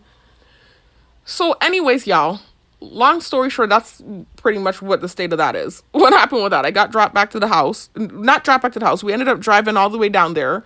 And she ended up, you know, they ended up doing some directed convo saying slow again, talking about slow, like I'm slow. I don't know what they're talking about. I don't know what they're talking about. You know, it's like, are you slow? You're gaslighting and acting like you don't understand why I'm acting angry and why I'm exploding and why I'm being unprofessional or whatever the case is. Are you guys slow? But nonetheless, I just stayed quiet and took the directed convo and got back to the house. Right? So that's what took place with that, though. So you can understand the state of the job situation. You already know what happened with the correction officer job. That was just completely unfair. I'm not even going to go into the details about that. I don't talk about that. I don't ever talk about that. That was completely unfair. I'm not going to talk about it. So anyways, just targeted individual activity. Check out my prior videos. One thing I said, I'm not making videos about that job ever again. I'm not doing it, and I don't do it. So anyways, so that's the state of my life right now as far as work goes. Everything has been sabotaged and impeded. What might seem like an opportunity typically isn't one. What might seem like an open door typically isn't one. And so that's been the situation. It's like the opposite of someone looking out for me. It's like actually people looking to block me up at times and stop me up. And I'm not specifying who's doing what, but there are a lot of people at work making sure that I stay in a certain way, right? And they know that too, right? So just understand the context of my situation and where I'm at before I talk about what happened last night, right? And what they were doing in the background. So anyways, right? So you can understand what they do and how this is psychological warfare. And by the way, y'all, let me read you something about unprofessional, because I have 3 letters of recommendation from when I was teaching. I have a letter of recommendation from this summer bridge program that I taught at. I actually forgot I had that letter. I don't want to say these people, that sounds disrespectful, but I don't know how the people who wrote these letters for me, I don't know how they feel about me now. A lot of people don't care for me now. I've had nasty reactions. Sometimes people can only see one way, right? All they can see is the monster. They don't see what caused the reaction. It's none of these other, it's just, that's the bitch. Like, so that's the reaction from most people these days. And that's how it works with targets. But at the time, when things were still okay, I was given letters of recommendation from 3 people that I worked with, right? The assistant principal that was over me when I worked at the school that I worked at as a high school teacher before I left Island.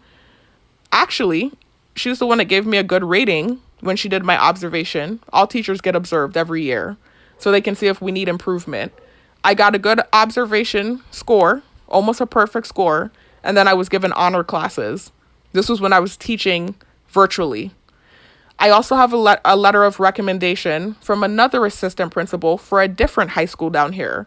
And I worked for a summer bridge program with her. And she came in and observed me.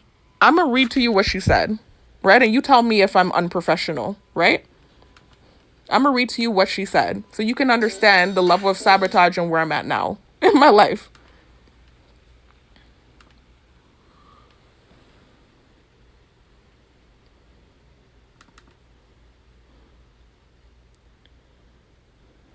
She said, "Dear Miss So-and-so," and this was somebody for the Department of Education that she was writing this letter to because she knew I was trying to become an English teacher. And I had taught English for her summer bridge program, right? It was for the Department of Education, a summer bridge program where I was teaching 8th and 7th graders. She said, "Dear Miss So-and-so, kindly accept this letter of recommendation on behalf of Sharifa Nurse, who is applying for a secondary English teacher position with the Virgin Islands Department of Education. I met Miss Nurse in June of this year when she became employed with the department's 6-week virtual summer program where I served as the site lead. During this time and under challenging circumstances," and what she means by challenging was COVID was happening. So we were teaching virtually and I was a new teacher. I was a substitute teacher before. I had never taught as a lead teacher before. This is my first time teaching as a lead teacher, just so you know. And then I had to also deal with the challenge of COVID and teaching virtually and learning the software, Microsoft Teams, Schoology, etc. I had to learn the software, create lesson plans, and I was hired on last minute, right? Okay, so I met Miss Nurse in June of this year when she became employed with the department's 6-week virtual program where I served as the site lead. During this time and under challenging circumstances, Sharifa performed as a hardworking and knowledgeable professional. Miss Nurse was the last of the 6 teachers to be employed in our program. In fact, she joined the team the evening after the program began and had just a few hours to prepare for 2 virtual classes, 6th grade summer bridge and 8th grade summer bridge English. I'm sorry, y'all, I heard noise campaign in the background. That's why I started to stammer. The same person that's always hammering. Anyway, knowing that she would have just a few hours to plan, I expected that Miss Nurse would use the first day to simply introduce herself and set expectations for her students. However, when I visited her virtual classrooms the following morning, I observed that students were fully engaged and the objective of both lessons were relevant, grade appropriate, and standard based. Similarly, my random visits to her virtual classrooms throughout the program always provided evidence of her readiness and ability to engage and motivate students in rigorous, meaningful learning activities. I'm not going to read the rest of it. You tell me if I'm unprofessional or am I targeted? Even with my teaching performance when I actually did teach at the school, right? When I did become an English teacher. Like I said, when things were virtual, things were fine. When we got into the building for the second half of the year, that was around the time when my targeting amped up. They were using ref campaigns on me. I was living in my car. I want you to understand what was going on. That was when my performance suffered. I was missing days, and even still, the students had work to do. When I left the school, one of the teachers, the honor teachers, right, for 11th grade, English honors, I'm not going to say her name. She's white, by the way. I just felt like I should say that because at this point now, I'm sure she doesn't care for me. She's probably like, damn, why did I say that? I'm sure that's probably how she feels. She told my mom, this was before I shared the offensive stuff I shared in my car in Florida. She said, tell your daughter I said thank you for teaching the students MLA format. Because some of them would come up from 10th grade to 11th grade and not know how to write an MLA format English paper. I was teaching them MLA format. So you tell me if I'm unprofessional or am I targeted and reacting? So anyways, nonetheless, whatever the case is, this is what's going on and this is what's been done. So anyways, guys, so that's what's going on, so you just know that I've been blocked up and, I'm in this state of anger because of what's happened and it's like this thing where I'm kind of stuck in the toxicity though, because at this point now I've burned a lot of bridges, I guess you could say, from reactive abuse. And it's like I'm stuck in it though. It's not like, okay, well, you fucked up here. Okay, you can go somewhere else and start over. It's like the thing is attached to me. Like even if I try to relocate to another location, the thing is attached to me. So all these people in the new location will be seeing the negative things about me and the negative reactions I've had. They look at how they're flying the insight onto the screen now. And so it's kind of like this thing where, no, bitch, you don't succeed anywhere. Stay here and be tortured and suffer. Excuse my language. But that's really what it is. So anyways, so that's what's going on. So I'm angry and this is the state of my life right now and this is what I'm dealing with, right?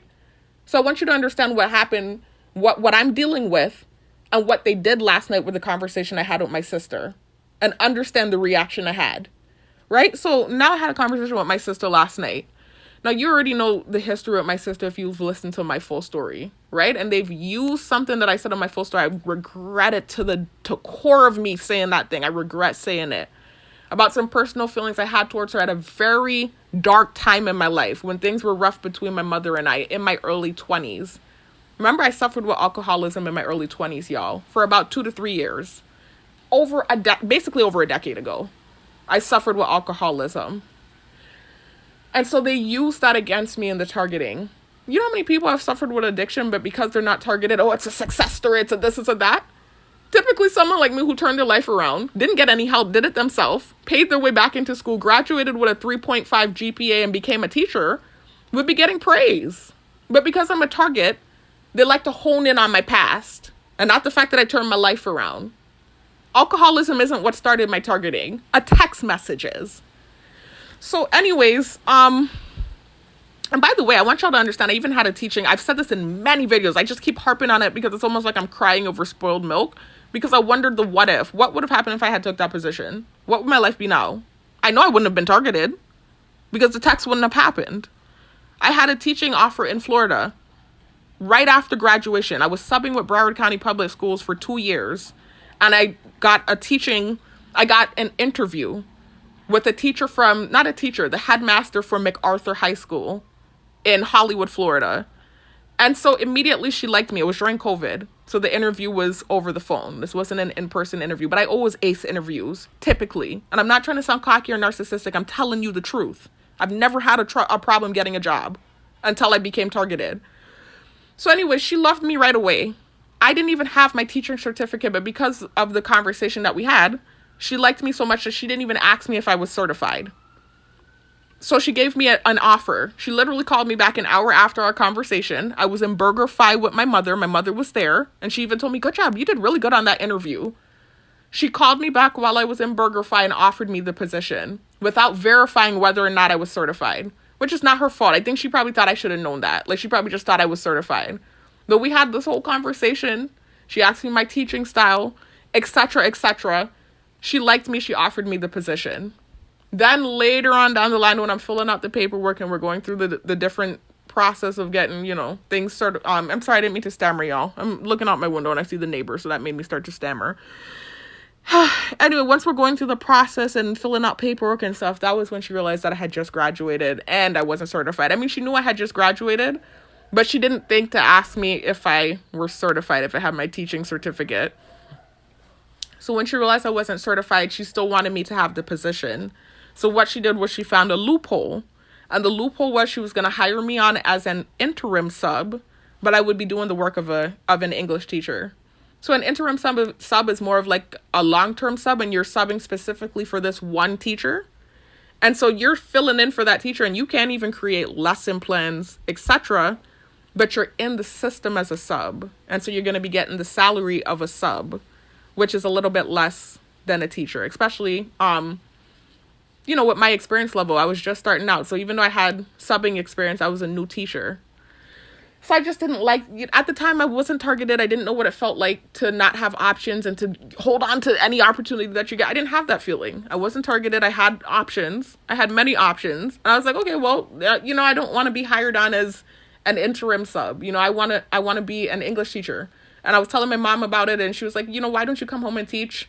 You know, they have something called a provisional certification down here where you can get a temporary certification. So it's under provision, and you have to meet the provision of the certification to get an official certification. So I was supposed to pass the praxis and take some sort of course, and I never did it. I had 5 years to do it, and I never did it. You know, the targeting amped up. I ended up trying to relocate 2 years after becoming a teacher. I tried to relocate off island, and y'all know what happened. The rest was history. So it's about to expire. What day is it? The 6th? I think it expired yesterday. Actually, I think it expired yesterday. My teaching certification. I think it expired yesterday. So I already uploaded it to the website before it expired when my mom told me to apply. But I mean, I guess it doesn't matter at this point. But it's easy. You can get that renewed. You know, you can just go back and you just have to go through the process again, I think, of getting the certification to provisional. I don't think it will be as long of a process if you already have a provision. I don't know how it works. I've never gone through it before. But it just expired this month, right? So they gave you 5 years. They gave me 5 years. I got it in 2020. You get 5 years to meet the provision of the certification and take the praxis, etc. So anyways, y'all, oh my God, I'm going off on it's not a tangent, but I lost my train of thought. I'm dealing with noise campaigns, y'all. Just explaining to y'all, you know, where I came from and where I'm at now and how they try to warp my reality and make me have this warped sense of self, similar to like what an abuser does. They try to get in my head and make me feel like this worthless, unwanted, useless, you know, it's just terrible what's being done. So anyways, so last night now, I was having this conversation with my sister. I came in, right? I went out of the house. I was like, let me get some air, because it had been days of being in the house and dealing with stupidness. Since the gym has been closed, I've made it a point to go out and at least jog. You know, I try not to do too much cardio because y'all know already I have a fast metabolism and I have a certain body weight goal that I'm trying to reach. I've already lost, at this point now, almost 20 pounds since I was working the correction officer job. I've lost a lot of muscle mass, you know, due to just not having enough to get enough protein and stuff. Not keeping up with stuff, depression or whatever. I've keep up with my workouts, but not keeping up with the diet. I've been having a hard time with that, keeping my appetite and eating. So anyways, I've kind of tried to get it back together, but then the gym closed for a whole month and then I fell off again with the diet. And so it's bad. I lost a lot of weight. I'm at like 175 now, right? And so I definitely wasn't trying to do cardio. But I realized if I don't do something, I'm going to be in here all day long losing my mind. The gym is closed. I don't have an outlet. I need to do something. So I started jogging, doing my 20-minute jogs again that I had kind of cut out of my routine. I'm hearing ref campaign and I'm losing my train of thought too. Oh yeah. So that's typically what I do, what I have been doing on my workout days. So yesterday I left the house. It wasn't a workout day. It was just, another one of those days where I had just been in the house all day, and the jog isn't really cutting it. It's doing enough to the point where I don't feel like I'm going stir crazy, but it's not hitting the way the gym was hitting for me, right? It's not the same escape. So anyways, yesterday I was like, let me go for a drive, man. I'm tired of being cooped up in the house and dealing with the noise campaigns and the craziness. Let me go for a drive. So I hopped in my car. I went for a drive. And I went to get some pizza. I picked up a beer, y'all. I don't drink at all. These people know I don't drink. They're watching me like a hawk. And just because of the stupid false narrative they like to create, just because they know I have a past as an alcoholic, I don't touch the stuff. No pun intended. Right? I'd stay away from alcohol.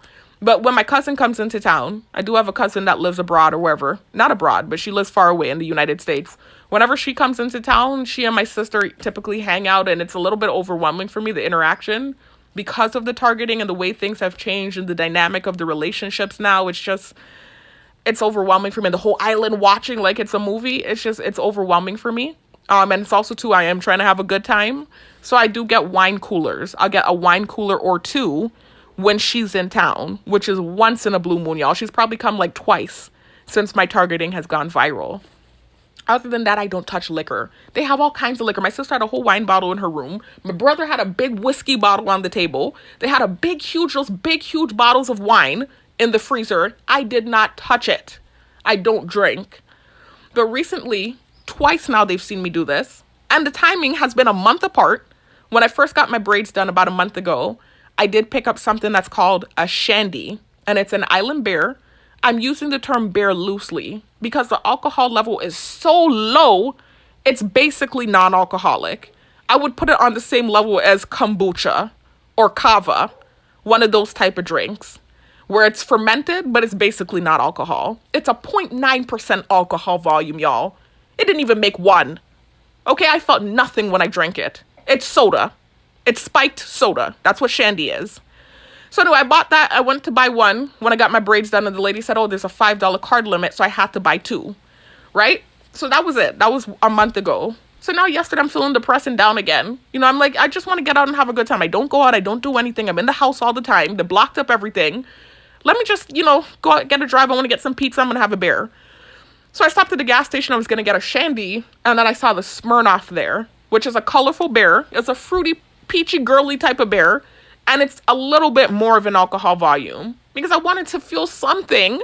I wanted to feel a little buzz. I'm trying to have a good time. So it's a 3.2% alcohol volume. Look up the alcohol percentage of beer. Typically, a beer is anywhere from 7, but 5 to 12%. Typically, those 7 to 12%, not even 12, that's a bit high. 12% is more of the wines. 7 to 10% is what you're going to find with a beer. Anything lower than that, you're not really drinking a beer. You're drinking a spiked soda. So anyway, it was a 3.2% alcohol volume, the Smirnoff. So I said, let me grab this instead because the shandy isn't beer. It's basically not alcohol. 0.9%, that's not beer. So I said, let me grab a Smirnoff. And I grabbed the shandy. I put the shandy in my bag. I was planning to drink it with my pizza when I got home. And I sipped on the Smirnoff just so I could have some sort of nice little relaxing, drive or whatever. They're doing all kinds of craziness like I'm not allowed to drink a beer. You know how many gang stalkers they've used on me that are drinking big, hard, harsh beers? Those big, hard up beers. The ones like the Elephant and the, not Heineken ain't really a hard beer like that, but them hard beers like Elephant and stuff like that, I'd be seeing, and Steel. Them type of beers that have the big, high alcohol percentage. You know many of them gang stalkers they use on me that be guzzling down beer and smoking weed and stuff? They're doing all kinds of stuff. And the moment I do it for one day, they're trying to lick down top of me like I'm a prisoner. I've done nothing wrong. I deserve to live and be free. You're not going to control my life. So I went and I had the beer and I was sipping it and ignoring the bullshit that was going on, right? They weren't doing too much. It wasn't really too much, actually. It was just like the mosquitoes, really. More than the ref campaign, it was really the mosquitoes. Surprisingly enough, the ref campaign wasn't really going too ham on me. It was the insect drones. The people that run the insects, the people running the program, they're jamming the insect in my face every 5 seconds. I'm like, what the hell is this? So anyway, I went to the pizza parlor and things seemed normal. Like there were even some guys in the road that told me hi. You know, it's like I revived. It didn't seem like any negative gang stalking activity that day. Things seemed normal that day. This was yesterday. So I went into the pizza parlor and I got I got the pizza. When I'm leaving, this guy comes in with a little girl. So I'm like, that could be a coincidence, but you know they like to gang stalk. So that already got my attention. But what really caught my attention was when I was leaving, this lesbian couple came in. No disrespect to them. They were mannerful when they came in. They didn't tell me anything disrespectful. In fact, they said, excuse me. I don't think that was a coincidence. I don't want to be accusatory. They do a lot of bullshit. I don't think that was a coincidence. Anyway, so this lesbian couple comes in. So anyway, I just walked out and ignored the stupidness and I went to my car. And I took a drive through the rainforest. And then I came home and I ate my pizza. So while I'm eating, I just start eating. My sister sent me a text message. Hey, well, she actually starts calling me first. And then she sends a text message. She said, hey, I want to loose up my hair before I go to work. Can you please, whatever. I said, okay, sure, no problem. I said, let me finish eating first, though.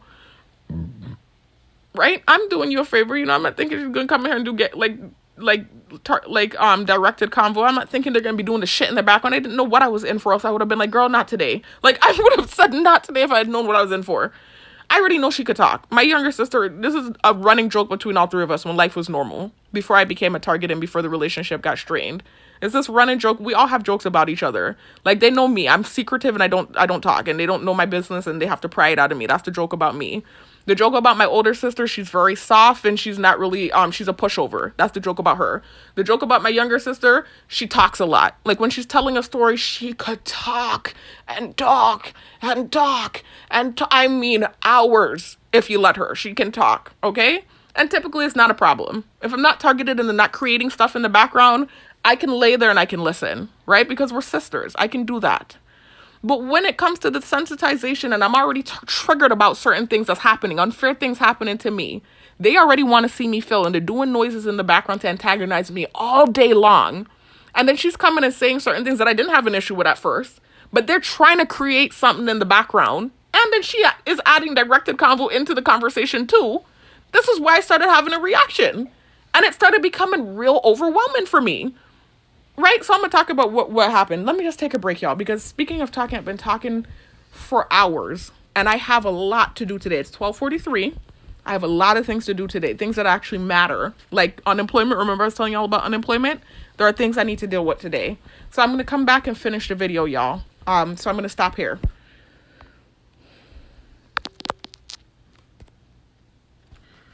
Anyways, y'all, I'm gonna just try to finish the video, y'all. I haven't even left the house. I'm like, I don't want to talk about this later. Let me just hurry up and finish the video. So anyway, my sister comes in after I finish eating the pizza. I immediately go and get her so we can knock it out, loose out her hair and knock that thing out, right? So I'm loosening out her hair. All while I'm cutting out tracks out of her hair. They don't start with the bullshit in the background. They're making noises in the background like I'm gonna cut her hair. They see me being super careful. I even put my flashlight on so I don't cut her hair. I'm making sure to cut the string.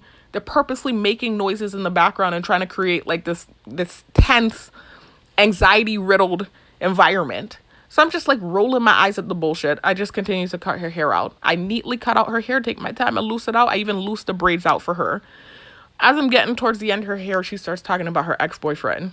She has this big, long talala saga. You know, I don't want to talk her business. She done talked it already. She knows everybody on Island is watching. So anything she says, she knows that everybody's hearing. So she knows that they already know the saga with this guy, right? With her ex-boyfriend. So this was her longest relationship and her craziest relationship. And it was this abusive, like, dramatic talala situation. She was with the guy for about 4 years, and how it started was really, he was one of the guys she was talking to when she was in school. I remember her showing his pictures. He's Haitian. You know, we've all dated Haitians, my sisters and I. My older sister's married to a Haitian. My ex-boyfriend, the first one that I was with, the one I told you guys about that had me going through hoops, that, you know, took my V card and led me on, he was Haitian. And they're not bad people. They are very good people and kind people. That's why they could get you wrapped up. But the thing is, you know, we both did wrong by these dudes. And so it kind of turned into a bad situation for both of us. Look at them with their bullshit in the background. it doesn't validate, because I think they have this very warped mentality. I think they feel like if you've offended somebody or something, it justifies you forever being a monster to them. No, it doesn't. So get away with that nasty negative mentality. So anyways, it doesn't validate or justify what he did to her, nor does it justify what my dude did to me. So anyway, nonetheless, and I do want to kind of talk about, I don't want to make it about me, but I do kind of, because something happened in the conversation last night too, where it just reminded me that they were trying to paint me as a monster with that situation with my first boyfriend. I want y'all to understand he was my first long-term relationship. I had been in something kind of serious in high school, but that was still puppy stuff to me. Not the guy that I had the crush on that was my best friend. I was never with him. I was in a relationship in high school too. But that relationship wasn't that serious, you know, and the reason I say it wasn't that serious is because I was a child. Even he, I would consider a child. He was in his early 20s. Even he was a child. And it's just like, you know, those kind of relationships when you're in high school and stuff, I mean, sometimes it can manifest into a marriage. That's what happened with my parents. They met in high school. They got married and they have all of us, right? I have 4 siblings. But that's not always typical. That's not the usual or the norm. That would be ideal, but that's not typically how it works. Usually those high school relationships are just that, like high school puppies. There's a reason why they use the term puppy love or puppy whatever. So that first relationship I was with in high school, that was my first boyfriend. I don't really count that as a serious relationship. That was my first real relationship, but it wasn't a serious relationship. My first serious relationship and long-term relationship was with that Haitian guy in my early 20s that took my, whatever. And so when I got with him, I explained this already. I was young. I was only 18. I had just graduated from high school. And I went up there to school with my older sister following her. One of the many regrets I have. She and I were best friends. We were very close at one point in time. So I don't want to say I regret it like I have an issue with her. But I kind of wish I had just branched off and did my own thing. Because I had gotten accepted into Seton Hill and several other schools. And I followed her to Tallahassee instead. Wanted to be near to her instead of just doing my own thing. And so that's one of the regrets I do have in life. I'm not gonna lie. Anyways, so I followed her and we were going out immediately when I got up there. Like we were going to the club every night. Not every night, but almost every night, like on the weekends and stuff. And then we were hanging out. There were a lot of college parties. Her boyfriend had a lot of friends. And so they were throwing parties all the time. And I was hanging out with all of them. And it was just fun, man. It was just fun to be at the house. You know, when you're young and you're just getting started in life. I don't want this video to be too long. And I'm kind of, it's gonna turn into that if I start going off on tangents and staying on the tangent too long. So nonetheless, I was young, right? And I was meeting a lot of guys at the time. My sister and I were out, and even though she was with her boyfriend, that relationship was relatively new. And even though she was with him, we were still going out and meeting people. I was meeting his friends. His friends were talking to me, you know, not like I was loose or anything, but he had some friends that liked me. My sister's now husband. And so I was just seeing different guys and options and stuff and feeling my options out. I was young. I was 18. So anyway, we went to the club one night and I met my boyfriend, the Haitian guy. And it was like the thing kind of flew quick.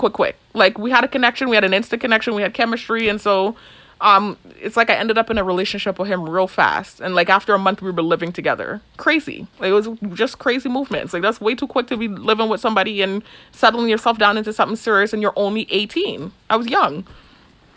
So I made the mistake of saying, or I didn't word the thing properly when I said I wasn't sure if I liked him like that. It wasn't that I wasn't sure if I liked him like that. I did like him, obviously. I wouldn't live with him. We had chemistry to the point where we were living together. I wasn't sure if this was someone I wanted to be with forever. That's what I meant to say. You know, it's just like too serious, too quick. And I'm like trying to feel my options out and stuff. You know, and this is how I was feeling. I started feeling trapped into the situation because I felt like this is too serious, too quick. He came at the wrong time in my life is what I meant to say. And so then, anyway, I ended up after about a year or whatever of being with him, I ended up going home for the Christmas vacation. And I had already been telling my sisters that I was feeling trapped into the relationship. Not trapped because I didn't like him, but trapped in the sense that I wasn't sure if this was my forever person. And things were so serious so quick. And then I went home and I saw the guy from high school that I was my best friend. You know, and I had like, you know, I thought I was in love with him. Puppy love. It wasn't real love. But nonetheless, I saw him and I got butterflies. I'm like, wait a minute. If I'm getting butterflies for this guy from high school, then this can't be right. This relationship, the doubts and the feelings that I'm having is correct. It wasn't a me being a hoe or being this loose thing that's not loyal. If it was a relationship I was sure about and I was more mature and at a more mature stage in my life, nobody would ever catch my eye. But it's the fact that I was already having doubts and feeling like trapped into this thing. I'm young, I'm only 18. I'm like, damn, I'm saddled into this damn shit, you know, and I'm like, I like him, but it's just like, I'm not sure if he's my forever person, and I'm too young to be this tied down. And then I'm coming home and I'm seeing the guy that I thought I was in love with in high school, and I'm getting butterflies. I'm like, no, man, something ain't right. I'm like, I really do need to follow through with whatever I'm feeling. I was trying to do the right thing, actually, and not lead him on.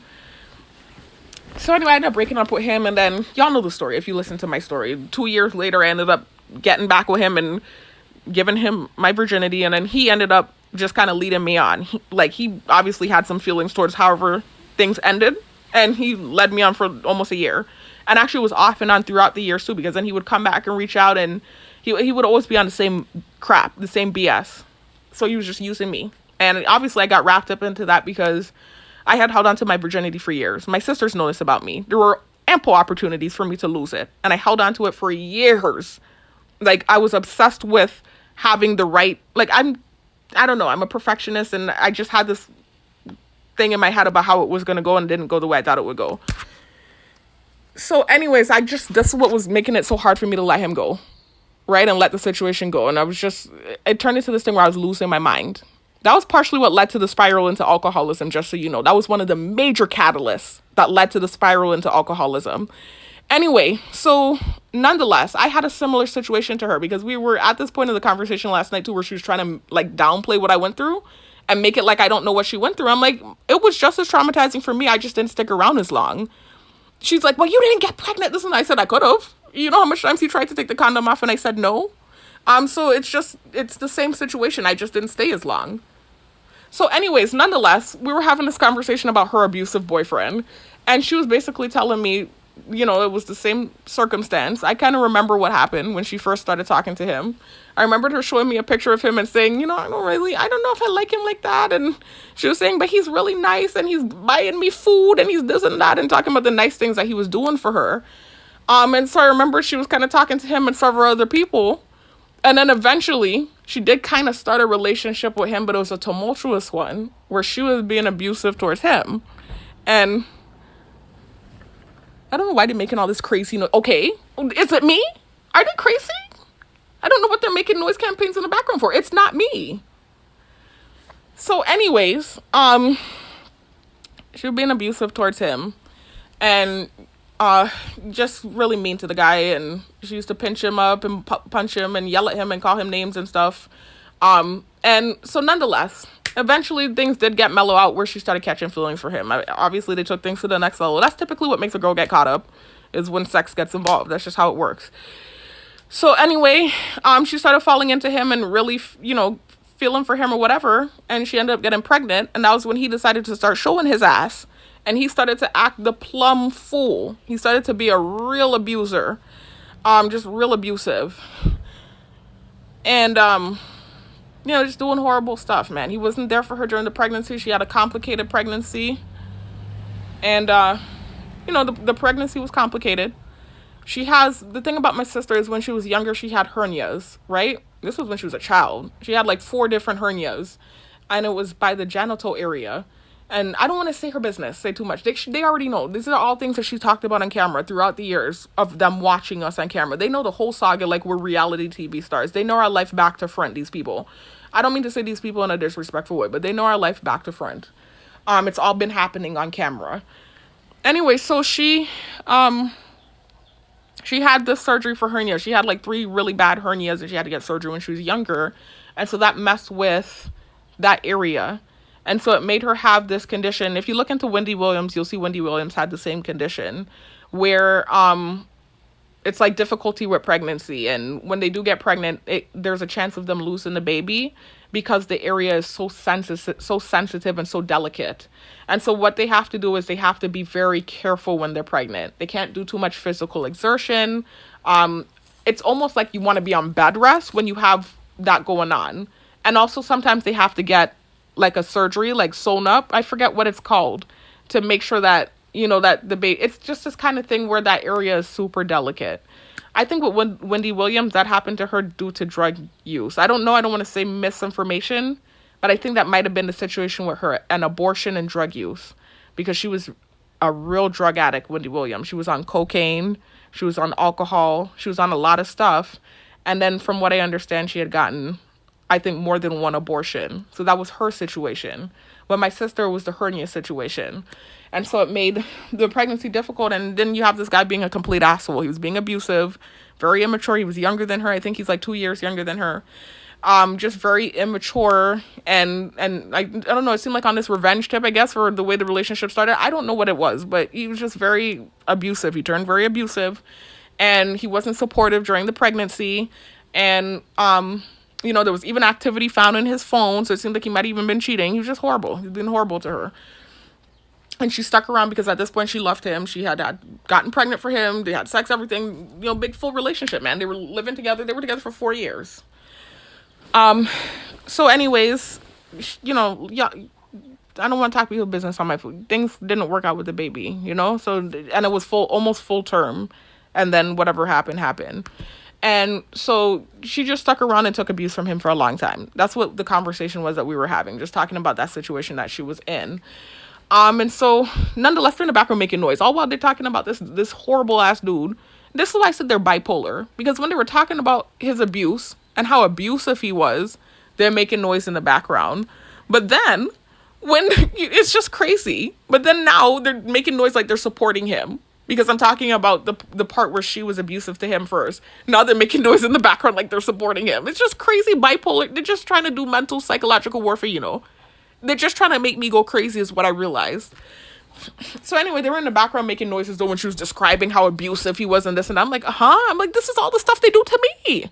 I thought it was crazy. Like when she was talking about the fact that he would make these comments about, you have an education, but you're stupid and you're this and that. These are the type of things they're doing to me, like trying to make me feel like I'm dumb and I'm stupid and I'm worthless. And she said he would keep repeating certain things to make her like almost believe it. I'm like, this is what they're doing to me with the targeting. I'm like, and they're making noise in the back. I'm like, this is the shit they're doing to me. I'm like, seriously? But anyway, so I'm just listening to the conversation because I've listened to it a million times. I already know the whole story, and sometimes she just needs to vent and needs to let it out. She has a friend that she has, and she has people that she actually can talk to and get stuff off her chest. Unlike me, she has people she's talking to and she's getting stuff. I'm a different breed, though. I don't need to talk to anybody. In fact, I'm very reserved and I don't like sharing my business, to be honest with you.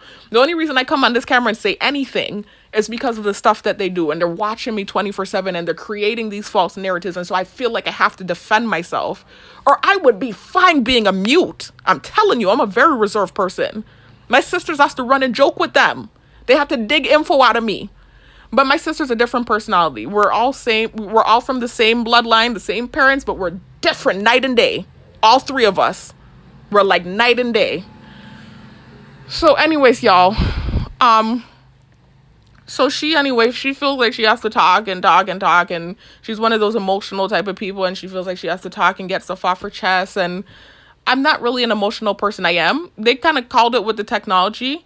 I am, but it's just that I show it in a different way, and I'm very reserved and closed off as like a defense mechanism, but also too, I'm also just really a private person. Only certain people will hear stuff from me, and I have to really trust you and feel comfortable. Not like what's happened to me where everybody's in my business. This isn't how I operate or how I roll, but it's like I don't have a choice now. So this is what I have to do to defend myself. So anyways, I guess this is partially too why, I saw this thing they said with the technology, and they said people who are open and who are trusting tend to gain the trust of others and tend to gain the favor of others. And I think because I'm look at them chirping, I'm such a closed off and reserved person, also very strong-willed and stuff. I think it rubs them the wrong way, and it paints like this negative perception or whatever it is. It makes them feel, rather than endearment, it makes them feel some sort of like resentment or dislike or disdain towards me. I can't help the way the Most High made me. Anyway, so it is what it is. Anyway, so nonetheless, so she's having a conversation about her ex, and I'm just listening. I'm losing her hair. I'm not, them with the strippiness in the background. They kept revving and doing noises and stuff and trying to insinuate stuff. I'm just ignoring them. I'm just doing the girl's hair, right? Loosen out her hair. Then I loosed out her braids for her neatly. I pull out her, I fluff out her hair for her, everything like that, right? So then she starts telling me about this dude that she's like, it's not like, I wouldn't say talking to, but there's like some sort of budding romance. Like the excitement of new romance where there's like a possibility of something and you can tell that there's like a spark there. And so there's a possibility of romance. That's kind of like what's happening right now with this guy, where it seems like it's this guy that she's met from her job, and they're making noise with their craziness. It seems like there's interest on his end and her end. And so that's what she was basically telling me about. She started telling me about the situation. So she said, but on a brighter note, let me show you this guy. She said, this guy I have a crush on is what she said. So she played my card, because remember I did the crush thing with the gym guy. But with me, I wasn't saying that with the intention to actually get with the dude. I was more so saying it because of what was happening in the gym with those dudes when I first got in there. There was a small handful of them that were doing stuff, this patronizing tactic where they're like eyeing me down and trying to eye contact, and this weird thing that was making me feel real uncomfortable. And although they were being nice and they were helping me with the machines and stuff, you have to understand, with the personality I have and with all the cameras on me, it was overwhelming. And so there were a few guys that weren't doing it, right? And they were just helping me and just being reserved, and it didn't seem like they were trying to come on to me or make me feel this kind of like, you know what I mean? Like I explained to you all already, this patronizing thing, like I'm looking at you. It's just stupidness they were doing because of what I said about the cyberstalking, cyberbullying dude. I know one of the guys for sure is a confirmed friend of his. I remember his face from back in the day. I have good memory, the memory of an elephant. So anyways, that's what that was about. But nonetheless, so that guy from the gym though, he was like literally one of the first people I had seen when I went in the gym. Like I told you, I went straight to the back room because I was overwhelmed with all the dudes that were in there, and they were all looking at me. So I went straight to the back room. And I went on one of the machines, and he came back there and went on one of the machines too. And so he had this big loud speaker blasting music. And so he came up to me and he asked me, he said, you okay? He said, is it too loud? I said, no, don't worry about it. I said, it's fine. And so I remember I went to another machine back there, and he started explaining to me that I was using it incorrectly. Just like the other dudes. The other dudes were showing me how to use the machines too. But he wasn't doing the thing where he's trying to look in my eyes and doing this over the top shit, man. And then, it was just this thing where it kind of turned into, it's almost like this honeypot thing, because then I noticed they sent in this specific dude. It was like several of them, but this one specific dude, I remember they sent in, he just rubbed me the wrong way, dude. And he was actually my type for real. That's what annoyed me too, because they know they've been studying me, right? That's what annoyed me and why I did what I did, They've been studying me. They think I'm a buppy-duppy stupid. They've been studying me. And mind you, I'm not a vain person, especially not nowadays. I've dated every type that you could think of. The only vain thing I would say is I'm not dating somebody shorter than me. And I don't care if I get slack for saying it. I'm not a vain person. If you and I have a connection, my sisters and I were not vain. If you and I have a connection and I find some sort of something about you attractive, even if you're not Prince Charming, you're not Brad Pitt, you're not Denzel Washington, you're not Chris Brown, that's fine. All I have to do is have a connection with you and you really make me feel some sort of way, some sort of spark. And then I have some sort of physical attraction to you. I mean, I can't completely not be attracted. I have to have some sort of physical attraction to you. But I'm not a vain person where you have to be this fine thing. Yes, I do have a type. There is something that catches my eye typically that my eyes might gravitate towards when it comes to men. I've explained it already. But you don't have to look like that. Of course not. But nonetheless, I know they knew what my type was. And so they were purposely trying to send that in there. It wasn't just those couple of guys, right? That I think were friends with the dude that were doing whatever. There was just one dude they sent in there and he was moving so cocky and stuff. And he was my type physically. And it was just annoying me. It wasn't the fact that he was my type. It was the fact that I knew what he was doing. And it was just annoying me. He was just moving this pompous kind of way and doing whatever he was doing. And that was when I made the announcement about the other dude. Because he was the opposite. He was humble.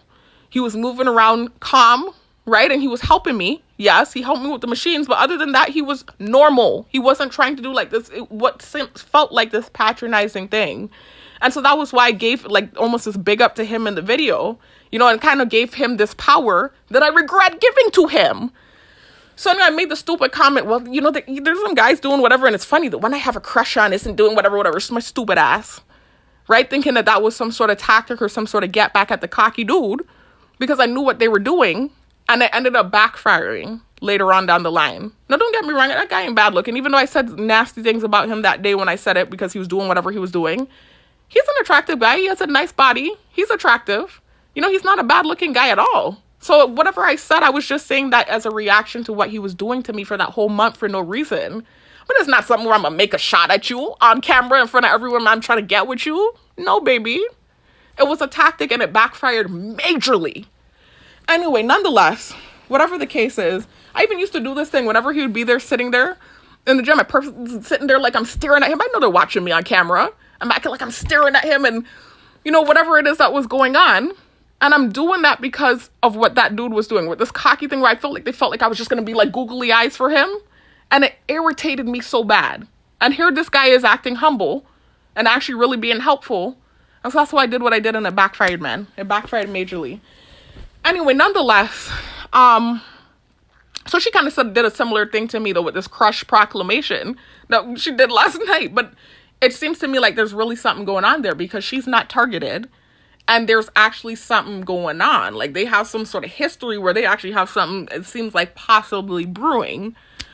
So she kind of said, I have a crush on this guy. So no, that's got my attention. I'm like, is she gang stalking? Because she's done this before. We're having conversations and she'll insert directed convo. Well, it's not directed convo, but sensitization. Directed convo is when two people are talking to each other, but they're directing the convo towards you. So they're saying things with innuendos and sensitization in it. She's talking directly to me, so it's not directed convo.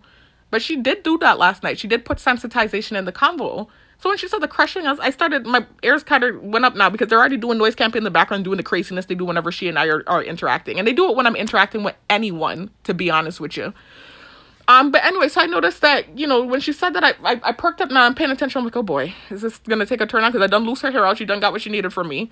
Is this going to get weird now? This is what I'm trying to figure out. Because she's hearing the revving in the background too. And I already mentioned it to her. And she was gaslighting me about it. What are you talking about? It's just regular noises. Stop making everything about you. It's just noises in the back. And you stop acting crazy. Like the stuff they do to targets, man. So I'm already like, oh boy, now she's saying crush. Is this going to be some sort of directed convo about the dude in the gym? But she genuinely showed me someone and started telling me a story. So I'm like, okay, well, this sounds legit. This sounds like something real. Let me listen for real. So she showed me a picture of the dude. And she's explaining to me that he's not photogenic or whatever. She's, don't mind the pictures. He's not photogenic, but whatever, right? He's not a bad looking guy. He's average looking. It's not like somebody I would call handsome. But he's not somebody I'd go like, oh, no, I can't date it. Like, if he has a good personality and you have chemistry with him and he's a good person, I could see you dating him. So anyways, he's attractive is what I would say. And some people aren't photogenic. I'm sure in real life he probably looks better for real too. Because my older sister's like that. Like if you look at my older sister in the pictures or even on video, you'll be like, she's okay. And then when you see her in person, you're like, wow, she is really beautiful. About my older sister. My older sister and my younger sister look a lot alike. My younger sister actually looks like a mix between me and my older sister. But she looks more like my older sister. So anyways, forgot what I was saying though. I got thrown off. So anyway, so she showed me the dude. I was like, and she's over-explaining about him not being photogenic or whatever. I said, girl, I'm not going to judge you. I said, I don't care. I said, if you like him and he has a good personality, that's what's up. I'm acting normal. I'm listening to her. And she's slowly but surely starting to explain the dynamics between she and him and the complications and whatever else is going on. As she's explaining, they're doing all kinds of noise campaigns in the background. They're revving by. They're flying, they're diving the mosquito. She kept having to clap the mosquito. They're diving the mosquito, trying to create stuff. The more she's talking about him. And so she's talking about the fact that he's a commissioner. So we live on a small island, y'all. It's a small community. But you do have a government system like you do in every other area of the world. So you have a government and you have a legislature. You have commissioners. So that means he's up there in the government and he's near the governor as a commissioner. So he's her boss, right? He's like the higher up, right? In the boss chain, right? So that's a big deal if you're linking up with somebody on that level. It's not that it matters. It's not like those things matter. But that's a good thing if you're talking to and possibly getting to know somebody that has those type of connections and somebody that has stuff going for them. And there is a spark and you truly like the person. Yeah, that's a good thing. That doesn't always matter, but that's a good thing. But they're trying to rub it in and making noise in the background when she's saying certain things, like the fact that he's looking out for her. And as a new person at her job, she's getting projects that she wouldn't typically get. And she said she keeps wondering why she's getting these projects. And he's kind of letting it be known that he's the reason she's getting these projects. And so he's like opening doors for her and making connections for her because he likes her. And so apparently there's this higher up boss above her that's been there for a while that has an issue with her because of it. And before that, apparently this person had an issue with her. She said the person just has an issue with her.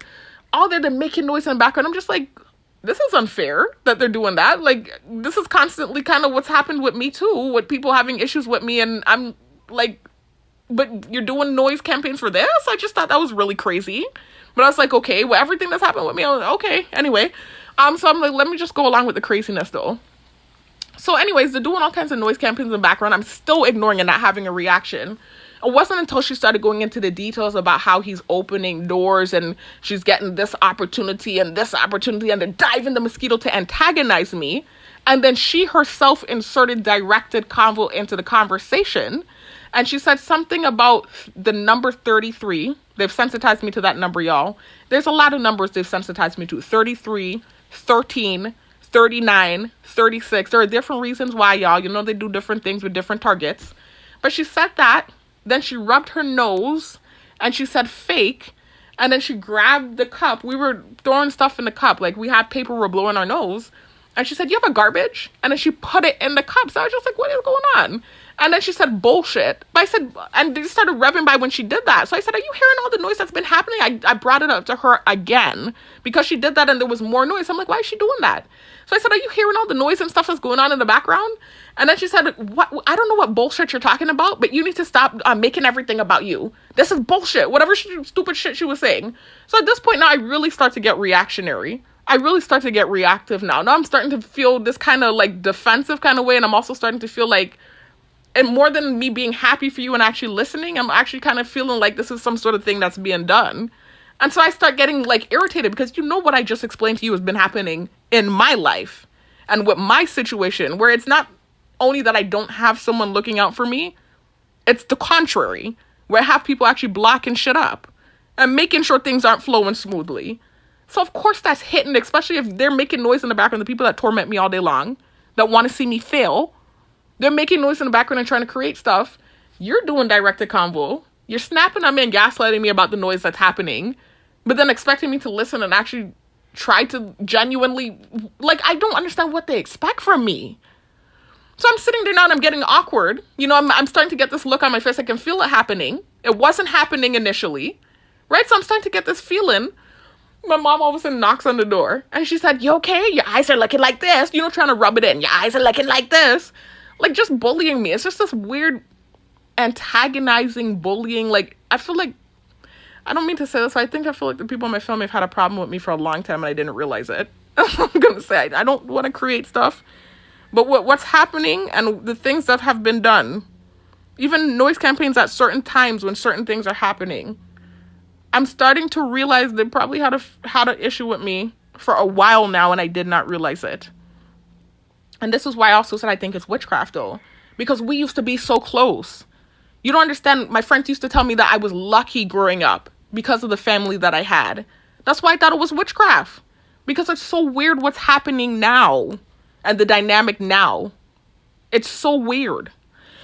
Anyway, nonetheless, I started getting the look on my face, understandably so. And so she's just going on, and then she starts talking about how he's opening doors for her and this position and that position. He went out of his way to try to write this person and make her get this position and this and that. And then she started telling me about this girl on the job that he's messing with, right? And this is her fear with him. Like that, the fact that he has this position and he can open certain doors, her fear is basically like, what if he's doing the same thing to me that he did to this coworker she has? Whereas this coworker, she's hearing messes with him or whatever. What if he's trying to do that to me? And so I, even still with everything that's being done, as annoyed as I am, because I'm an objective person, as much as I'm feeling bun up because of what they're doing, I still gave authentic advice of how I really felt. And I said, objectively, you never know if he's looking at you as something serious though, because men are men. You know, men mess around. Not all men do it. Some men are selective. Some men, even if they're not married, they're not just messing with anything. Some men are selective. But some dudes will just mess around and sleep around with who will give them some. And then when they find something serious, they'll lock in. And so I'm explaining to her, well, you never know if he's going to lock in with you. You never know if he's looking at you as something that's potentially more serious than whatever office fling he's having with this lady, this girl.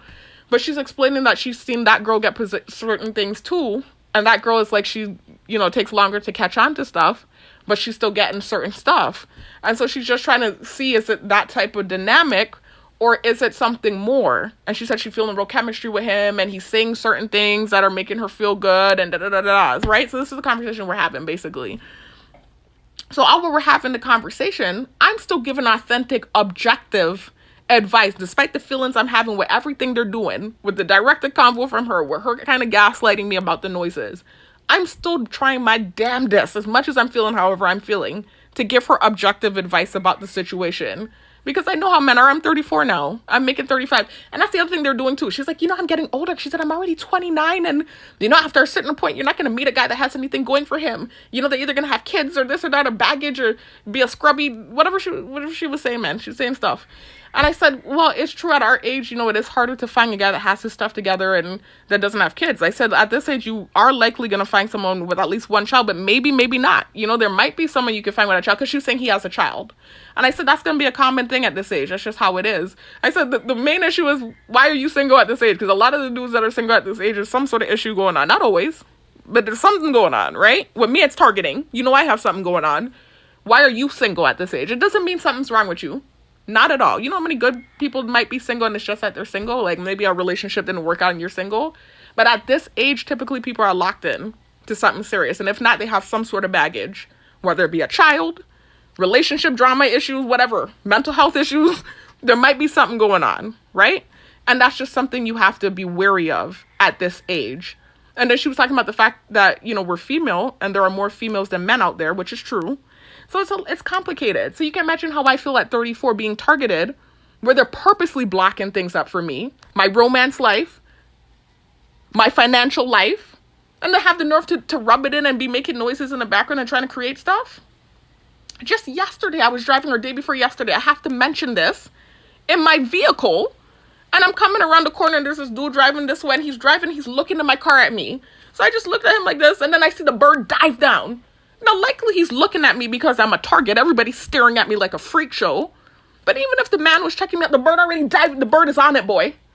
This is a small community. They are isolating me. This is what they do to targets. Anything that seems even remotely interested, they make sure that they're intimidating it.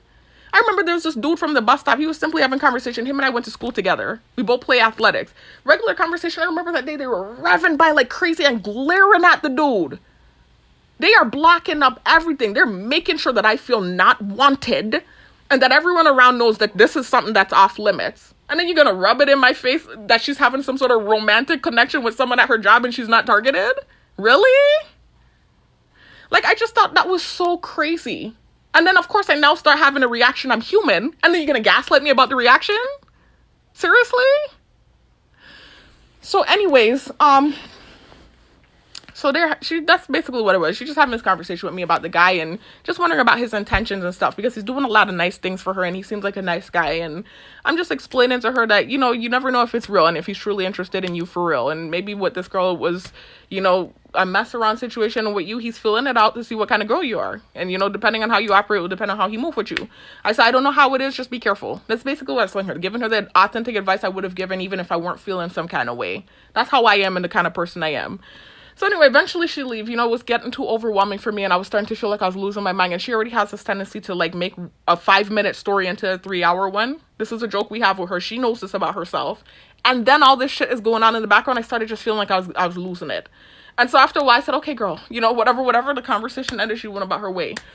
After that, now they keep sending me purposefully stuff with the technology, purposely trying to create stuff, purposely trying to perpetuate false things. And so this is why I'm like, no, man, I had to make this video. Then even today, this morning, they're sending me something about anaconda, like I'm a snake.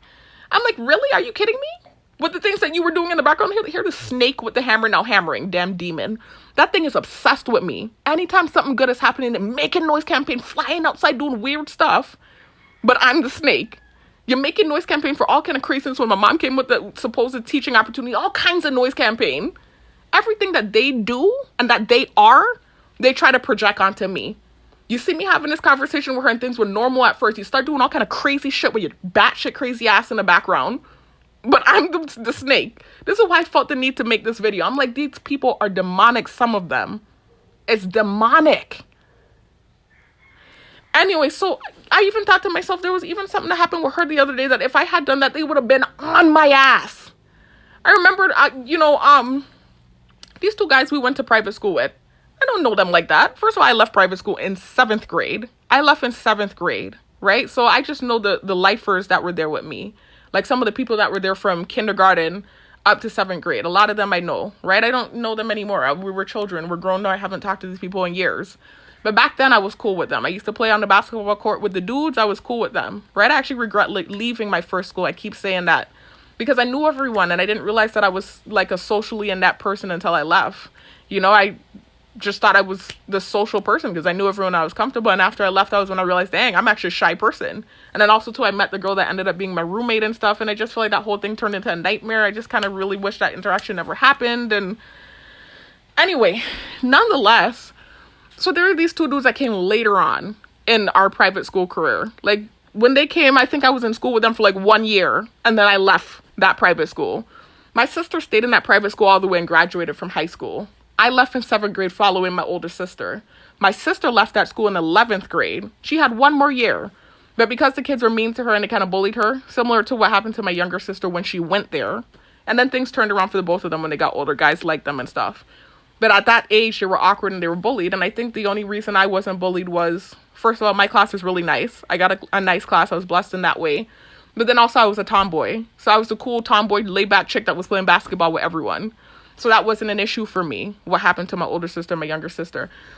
Anyway, so these two guys I don't really know like that. I was in school with them for like 1 year, and both of them weren't in my grade. One was in my older sister's grade, and the other one was a grade or two ahead of me.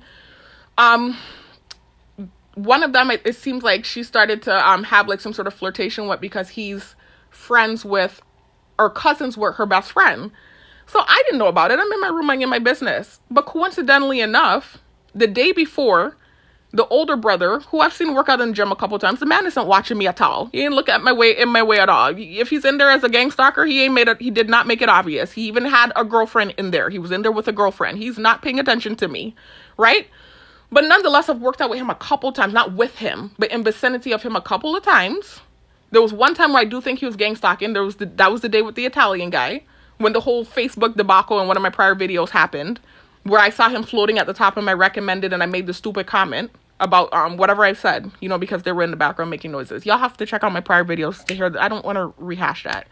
And so I remember I went to the gym and the Italian guy was there and he was with this girl. I've seen him train before and he seemed upset, and that guy was there too, in vicinity. So I think he's friends with that guy. I think they're all in the same circle, right? Other than that, though, that was the only slightly what I would say seeming gang stalking thing I've seen him do, was that one time, because he was in the vicinity. While that Italian guy was there, he was in the vicinity, just as like a presence there. And he had the name of the private school that we went to on his shirt. He was wearing that type of jersey. Other than that, he's been in there a few times and worked out, and he didn't really interact with me at all. He had a girlfriend in there one time. I think it was a girlfriend. That's what it looked like. No kind of interaction. I was friends with him back in the day on Facebook. I have not been friends with the man in years. I created a new Facebook in 2021. No interaction, right? So anyway, I had just seen randomly on my Facebook, I had wrote this thing underneath my sister's post because she was talking about the vaccine and how a lot of people are like having health issues after getting the vaccine. And so she was talking about how you can heal yourself with herbs. And so I just wrote this Bible verse underneath talking about the herb yielding seed and how you can use seeds to heal yourself, herbs and stuff to heal yourself. It's in the Bible. He just simply loved the comment. He didn't add me. He didn't like any of my pictures. I didn't see his thing floating in my mutual friends. He probably just saw the comment and loved it, right? He literally did that. This was the day after, and I come out my room and I just went into the kitchen to get something. She was having a conversation with my brothers on the bed, my younger sister. Then when I went out there into the kitchen, she randomly started bringing up the younger brother, not the one that reacted to my post, the younger brother. And she's talking about, oh, did you notice that so-and-so, anytime I come around, he's blushing every time I come around, so-and-so? And I said, you remember him, right, Sharifa? And I said, yeah, I said, I remember those brothers. I don't really know them like that. I said, I didn't really go to school with them like that. And she said, you went to school with them. Don't you remember, wasn't so-and-so in your grade? And so I said, no, he wasn't. I said, he was actually a grade ahead of me, or two. And I said, remember, I left in 7th grade. And I said, so I was only in school with those dudes for like 1 year. I said, I don't really know them like that. So anyway, she's going on like, oh, well, I thought you knew them like that because the younger brother was flirting with me. And she said, he was saying, oh, he remembered me from school. And I was saying, but didn't you go to school with my sister so-and-so? And he said, yes. Not that he said yes, but he said, but I remember you. No, she was saying, what she said was that, she was asking him, you know me? Are you sure you know me and not my sister? That's what she said. She was like, are you sure you know me and not my sister? And he was like, yeah, I know you. And he said her name. That's what she said. She said, are you sure you know me and not my sister so-and-so? And he said, I know you. He said, your name is so-and-so, right? And so that's what she's telling me about this dude, right? Randomly and coincidentally enough, the older brother had just liked my comment. I had read it. I guess they're hearing my thoughts. I didn't say it or proclaim it out loud for everyone to hear. I just read it. I just read his name. You know, like you go into your notifications and you see the notification. And so I read it in my mind. I just read so-and-so liked your post. Day after that, then I go out into the kitchen. She starts, you know, bringing up this conversation about the younger brother and how he's always blushing when she comes around. So then she said, did you know? And she said, yeah, he's brothers with my, he's, what she said, cousins with my friend. And, you know, whenever I come around, he's blushing and stuff. And he followed me on Instagram. He's been liking all my stuff. And the brother's been liking all my stuff. And the brother now is liking my stuff too. And this and that. And so then I was just like, well, that's a coincidence. I said, just day before yesterday, the older brother liked a post that I had just put under so-and-so's, my older sister's post. I said, he didn't like my stuff. He didn't add me or anything like that. He just liked the post. I said, so that's a coincidence that now you're saying this a day after. And she said, oh, well, he probably just liked it because he's been liking my stuff. He probably just saw the name Nurse and thought you were me. And so I said, maybe. These people aren't stupid. They know the difference between us. And they know me very well because I'm targeted. Everybody knows me, unfortunately. So I just thought that moment, if I had done that, right? I didn't make a big deal about it. This happened almost a month ago. I'm only bringing it up now because of what they do and the fake narrative that they're trying to paint. Had it been me that did that, they would have been diving that mosquito down my throat. You understand the bias, subjectivity, and what I mean when I say these people are biased and subjective? That's the only reason I'm bringing that thing up, because it's irrelevant in the grand scheme of things. I have nothing going on with those brothers. I don't know them like that. They haven't done anything to me. They haven't reached out. They haven't tried to hit on me. Nothing. It was a random post that he liked. But I'm just saying, coincidentally, now a day after I come up, y'all were talking about something, then you just randomly bring up that the younger brother keeps doing this and that. And so that's why I made the comment. It's like, that's a coincidence, because just the day before yesterday, the older brother liked this one post for me. I said, well, he probably thought you were me because he's been liking my stuff in this. I said, probably, girl. I said, probably. And I just grabbed my stuff and I went in my room. I didn't make a big deal about it. I didn't say anything, but I remembered feeling if that had only been me, they would have been going ham. Anyway, so this is what I'm dealing with, y'all. This is what I'm dealing with. The level of subjectivity and bias I'm dealing with. A lot of things were done strategically because of things I said in my video too. Know that. There are a lot of people that have a problem with me, and certain things have been done strategically. That's all I'm going to say. All right? Anyway, so I'll talk to you on the next one. I had to make a video about it, though. I just thought it was crazy. I spent almost a chunk of my day because this thing, I can't believe it. I had to talk about this is what they do. And I have to literally sit here and say what they already know, or else they will continue to paint false narratives. Anyways, I'll talk to you on the next one. Peace out. Y'all, I just need to do a quick add-in. I didn't need to, but this is ridiculous, y'all. I had to do this, right? I already posted the video you just listened to. You can hear this is an add-in. I am so perturbed by the situation that just occurred that I actually took the video down just so I can do this recording and add this to the video, right? This just happened at the gym. Speaking of the gym and the thirsty narrative, right? So remember I told y'all my gym has been closed for a whole month. So the gym is finally open. It's open today. They changed the whole setup, y'all. Y'all, there's a mosquito antagonizing me. They're just mad about, again, gang stalking shit they set up that backfired. This keeps happening. It literally keeps happening, especially as it pertains to this person. They have to stop. Anyway, so, right? So, anyway, so I was happy the gym was open, right? I'm like, finally it's open. You all heard what I said in the prior clips about how I haven't had an outlet and I've been dealing with torture and different things, right, for the last month, and I haven't had an outlet. I've been jogging off and on, but that's not the same thing as going and lifting weights and pumping iron. It's not the same feeling, right? So anyways, I get to the gym, already they don't set stuff up, right? I see cars parked outside, which is fine. Obviously, it's open, so people are back in the gym. Remember I told y'all that my type, if I did have one, I'm not a vain person. I'll date, whatever I find attractive, and if I have a connection with the person. But if I did have a physical type, right, and something caught my eye immediately when it comes to men, it's typically red-brown men. Men that have like a red-brown complexion, like my complexion, but a little bit more red. Do you know they went on the hunt for a little boy? And when I say little boy, it's not like a child, but he looks like he's in his early 20s, like maybe 19, 20, 21, those ages.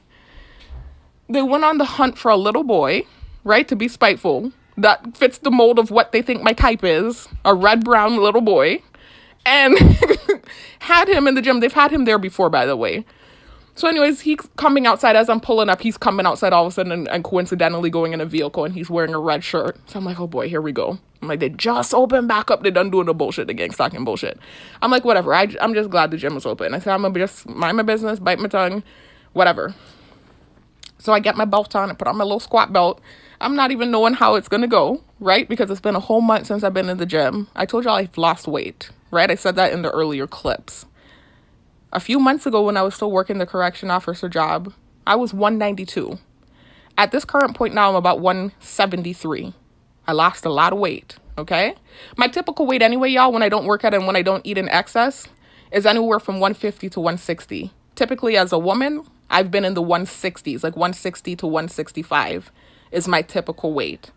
Now that I've been working out and eating in an excess and bulking, etc., taking creatine, etc., my weight has gone up. I built muscle mass. I mean, I'm naturally muscular. I explained to you all the body type that I have. Even when I'm not working out, I have muscles. But I mean, I'm literally building muscle actively in the gym now. So it's like I'm building muscle mass. And so I gained so much weight. So anyway, I told y'all what happened with the correction officer job. Not in prior videos, I talked about it. I told y'all in this video, I'm not talking about it. And I don't talk about that job anymore in any of these videos. I learned my lesson with that. So I don't do that. But when I did lose that job, you know, I lost that secure sense of that secure income. So now I'm just working as a security guard. And even that has been reduced recently. I'm only getting 3 nights out of the week now. I hear them rapping by like I did something wrong. This is the subjective bias shit I be talking about, though. They literally saw the whole interaction that just took place, but it's just that they don't like me. I'm the bitch. So that's what the problem is. So anyways, so nonetheless, so I lost weight. And then recently, since the gym has been closed, my whole schedule's been off. I haven't been eating like the routine that I've been following strictly since I've been working out. Kind of fell off. You know, I've been missing dinner, been missing shakes here and there, my protein shakes. I've been going weeks without taking my creatine. I still have some there on the dresser. Weeks without taking my creatine. So I lost even more weight. And then I went and I was jogging, you know, and y'all know already the issue. I have a fast metabolism. I have to eat in excess to even have weight on me. I have a very lean, natural physique. And so I have to eat a lot to build and to have meat on me. And so anyway, I've been jogging just to be active and so that I don't feel like I'm going crazy with everything that I'm dealing with in the gym being closed. So I went today and I'm like, I don't know what this is going to be like. I'm trying not to talk too much, y'all, because the initial video is already 2 hours and 14 minutes long. So this add-on needs to not be too long. It needs to be no longer than 15 minutes. I'm already 5 minutes in. I need to hurry up fast and speed through and tell you what happened. Long story short, though, y'all, I didn't know how my performance was going to be. I'm like, okay, you know, because they're always making noise about me taking the creatine. Like, that's the reason I can squat so heavy. When I'm trying to explain to them, no, it's hard work. I've been in the gym for a whole year and a half. And also genetics, because I'm a naturally muscular person.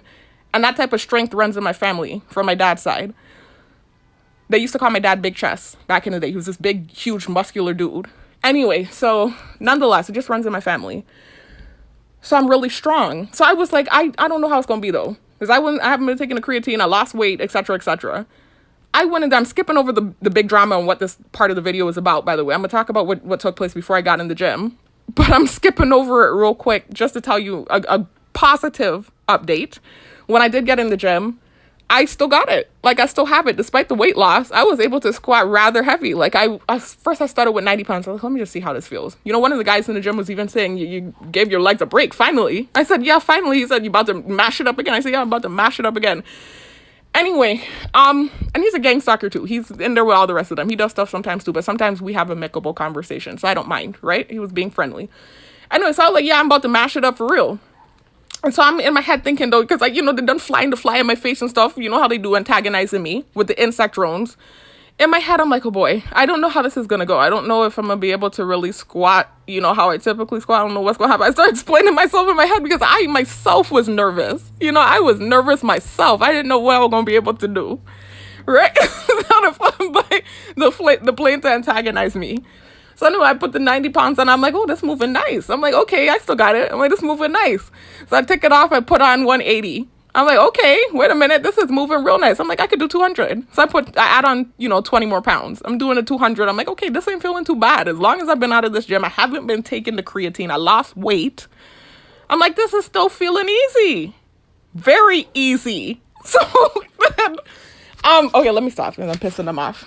They like to call me easy. That's what I was saying. I was just being a bitch. But anyway, so then I added on 20 more pounds just to see what I could do. And I'm like, wait a minute, this is moving nice. It was moving nice, y'all. Like butter. That thing was moving like butter. Despite all of the not taking creatine and without eating and all this and losing weight and stuff, that they move smooth. Anyway, let me calm down because I have a lot of people that don't like me. And when I'm having moments like this where I'm feeling good and something good happened, they are like grinding at the gears. And then I'm just going to get the retribution and I don't want to deal with it. So anyways, y'all, let me talk about what this video is about because the timer is almost to 15 minutes. You see that, right? Let me hurry up. So when I got into the gym, they had the man's girlfriend running the computer. So they're doing this new thing where they're having like a computer system where they're putting our names in and stuff and for our account with the gym, which I think is cool. I don't think that's a bad thing. It's the pettiness that they were trying to do, right? So I don't know why they're doing that. I know they can see. I know their eyes work. So I don't really understand what the issue is. So anyway, they have her at the computer, right? And she's acting like she's being friendly, right? She's being friendly to me and the guy. And then so I'm like, okay, let's see how this is going on. Because I know what I experienced with her in the past. And she started doing petty gang stalking stuff. Remember, I told y'all I didn't insult her. I actually complimented her when they kept bringing her around and stuff. And then the friends tried to diss me in the back room, right? While she was standing there. I still never insulted the girl. I actually complimented her in a video, right? I complimented her in a video. I didn't say, I look way better than that. Yo, what are they talking about? I'm so much better looking. I didn't say anything like that because I'm not an ignorant person. And I don't view her as competition. No disrespect. I don't view her as competition, okay? And I don't want him. So anyways, nonetheless, no disrespect. But I don't want him. Anyway, so nonetheless, whatever the case is, so they have this whole thing set up with her and she's on this phone call. She's supposedly helping put the information in. So she's being friendly with me. So I'm like, okay, I'll play back. I'll be friendly too. Since she's playing friendly, I'm going to be friendly too. I just want to get in here and work out. I don't give a shit about this. So I figured they just planted her there to make me uncomfortable. Oh no, they had a whole little skit planned, right? So she's supposedly on the phone with this dude named Chris. Now, I talked about this Chris guy in one of my prior videos very briefly because he's that irrelevant in the grand scheme of things. This random dude, right? My younger sister used to have this big crush on this guy. Back in the day, he went to private school with us, right? I used to know him as the kid with the big head and the ponytail. It was this thing that he had the watermelon head and the ponytail. Because he used to have this big round watermelon head and he used to have like a ponytail in the back. And that's why I get there. I was like, my sister, she was like, you don't believe who I have a crush on when she did actually get the crush on him. He's not a bad looking guy. It's not like I'm trying to come for him. I'm just trying to tell you what I was viewing him as when we were younger. A child, because a kid is a baby goat, a child who had a big round head with a ponytail hanging off. I was not checking for that dude ever. So anyways, my sister was in the grade with him. And I'm not trying to be disrespectful and make enemies, right? Because his mom seems sweet. I don't know her like that, but I've kind of seen her around. She seems like a sweet person. It's just what they're trying to do with it. And he did kind of start getting a little nasty with me too, towards the end of his gang stalking stint with me. So that's why I'm saying what I'm saying. Y'all know me by now. I'm never going to come for you unless you come for me first, right? So anyways, I wasn't ever checking for that dude. He's not my type. He wasn't back then. First of all, he was younger than me. And even now, he's not my type at all. I don't know why they keep trying to use him. Like something happened with him. It doesn't make sense to me. So anyways, one of the guys that my younger sister and I were talking about on the bed, right? Remember I told y'all in 2023, look, they're starting to make noise campaign now. I don't know why. I never talked about him. What are they making noise campaign for? I never talked about him. They're just mad about what happened. They're just that's the same nut, the same guy, neighbor, y'all. I told y'all that to be on top of me. He's obsessed with the dude from the gym. Anything to do with that dude from the gym, he's active. You would swear he knew the dude. He's on top of me all the time. It's creepy. And he's obsessed with that dude from the gym. You would swear that was his homie. Anyway, so let me continue. Anything to do with that dude, he's on top of it, dude. Anyway, so he's making noise for something irrelevant because we talked about him on the bed. I didn't talk about him. My younger sister did. So what are you making noise campaign for? So anyway, when we were on the bed in 2023, I told you that my younger sister and I, we were having a conversation about dudes from the past that she, my older sister, and myself used to like or dated, right? And so he came up briefly in the conversation. You know, she was just talking about how embarrassing it was when she went to private school back in the day when we were children. This wasn't an adult thing. She actually had something with a different Chris from that school. In her older years, that was more relevant. I'm surprised they haven't used him. He's more relevant than the other Chris. I don't even know why they're using the other Chris. So it's baffling to me. I keep saying it baffles me. So anyways, nonetheless, y'all, just listen to the noise campaign. The man's just pissed. He's pissed about what just took place just now. You have to understand he's riding hard for that dude. I think he has a crush on the dude and all. I don't know what he ever crush on, but he's very creepy. Anyway, let me finish saying what I'm saying, though. Anyway, so nonetheless, so with this Chris guy, right? So we're on the bed and we're talking about him briefly. We talked about so many different dudes. He's one of those we touched on briefly. My younger sister was just talking about, oh man, you remember the situation with Chris? And she was talking about how embarrassing it was because when she was in elementary school, they kind of used to bully her. Remember I said that in my prior clips. I was talking about the fact that my older sister and my younger sister kind of got bullied in private school. And then when they got older, the guys liked them. That was the funny thing about it. It flipped for them. For me, that didn't happen, the bullying, because I was always the tomboy girl. You know, I always fit in. I had a cool class. The class I was with, they were cool. They weren't bullies. They were very nice. And I fit in with them. I used to play basketball with the dudes. I was the cool girl. I was Sharifa, the laid back, chill, cool girl, right? So I didn't have that issue. And then I left in 7th grade because I followed my sister. So in 8th grade, I went to private school too. I went to church school. And then 9th to 12th grade, I went to public school with my older sister. So anyways, so that was my experience with him though. He's one of those that came later, first of all, to that private school. So I was only in the school with him for about a year or two. You know, another one of those I didn't have much experience with. And he was significantly younger. My sister, so you can understand, my younger sister is 4 years and change younger than me. She's much younger than me. And then also she was, they held her back a grade. I think it was in 3rd or 4th grade. They held her back a grade. You have to understand, these kids, these were children to me. I was never looking at that boy like that. And then when we were older, I didn't know him like that. And I've seen him and it's not my type. No disrespect. So anyways, nonetheless, she mentioned him briefly and she was just talking about how this mean girl, I think the girl just saw her as competition, to be honest. From the story she told me, it sounds like the girl just saw her as competition, even though she was being bullied. I think even back then, the guys were kind of noticing that she was coming into her own, right? So even though she was kind of like being bullied, I think those girls saw her as competition. But nonetheless, whatever the case is, this girl knew she had a crush on him. And so at some party apparently that they were at that she wasn't invited to, the girl kind of was trying to make it like this big spectacle that she liked him and kind of teasing her with the guy. And she found out about it. She heard about it. And so she was just telling me, do you remember how embarrassing that was? That's all she talked about with him. Brief. And then we stopped talking about him. We were talking about more relevant situations. Guys she was actually with that she had situations with here on island. A Chris that she actually had a thing with. A big thing with. I don't understand why they're using the other Chris.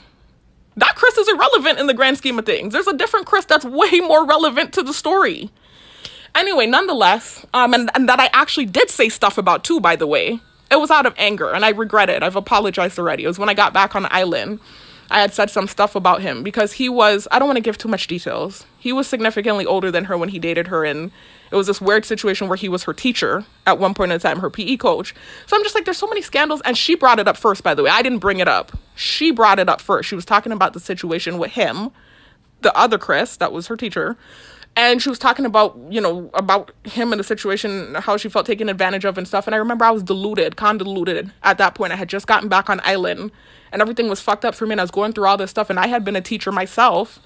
And then I'm going through all of this crazy shit. And I'm like, dang, this dude actually did do something. She's reminding me as she's telling me. And I got pissed and I just started saying a bunch of disrespectful stuff that I regret and I do apologize for. I just can't stand that. It's so annoying. I cannot stand that man. And you know why he's doing that? Because he saw what happened in the gym and he's pissed. He saw what happened when I went in that gym and he's pissed. He's riding hard for that dude. And he knows what I'm about to talk about too. That's why he's doing that. He saw what happened and he's pissed. Think if he could kiss that man, he would. Anyway, so nonetheless, let me finish. He's just nuts, completely unhinged. Anyway, let me finish what I'm saying though, because I'm going off on a tangent. It's not a tangent. It's relevant. It's relevant to what she said and the directed convo. It's relevant, but at the same time, I'm going too deep into details, and now I'm talking about the other Chris, and I'm rehashing offensive things that I said, etc., etc. You know, I was just playing off of what she was saying and her feelings about the situation and how she felt taken advantage of and this and that. And so then it reminded me that was an actual teacher that, you know, crossed the line with a student, you know. And so I'm just like, what the fuck? And I'm going through all this. I got cameras up my butt, all this kind of unfair stuff. I'm like, it just matters about who you know. And so I remember I was saying all kind of disrespectful stuff, man. I shouldn't have said, because that was, you know, whatever. This is how you get caught up as a target. You see unfair treatment, you getting all this unfair treatment, you know, people who have done way worse, right? Or whatever the case is, you know, other situations. And you're like, this person ain't going through what I'm going through. This is so unfair. And so you start saying it, and then you start making more enemies. And if that person is well-connected, which he is, very well-connected dude, more enemies, especially in a small community. So anyways, nonetheless, I do apologize. I shouldn't have said anything about it, because that's not my situation. It wasn't my place to say anything about that. It was just anger and just looking at like, the fuck, like I'm going through all of this. I tried to leave all this thing, you know, stuff followed me. I was a teacher. I never crossed the line with any of my students. I never harmed a child. But here it is that this is happening. And then she's reminding me as she's having this conversation with me while they're making noises in the back, and she mentions, you know, that Chris and what happened with that situation. And then she started talking about another person and with him and da-da-da. And I just was like, what? You know, I started getting real mad. Anyway, moving on, y'all. So I don't understand why they use the other Crystal, the younger Chris, not the one that she actually had something with that was her teacher. The Chris she had a crush on that was her age when she was younger. I don't know why they started using him on me. I don't know what that has to do with me. So anyway, they start bringing him in as a gang stalker a few months ago. I start seeing the dude, and I don't know him that well. Like I said, I knew him from childhood, but I have the memory of an elephant. My memory is good.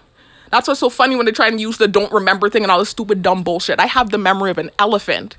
I remember things that people wouldn't even believe I can remember with clarity. So I'm like, this dude is looking familiar. I kept looking, and then I caught him. I'm like, oh my God, they're using him?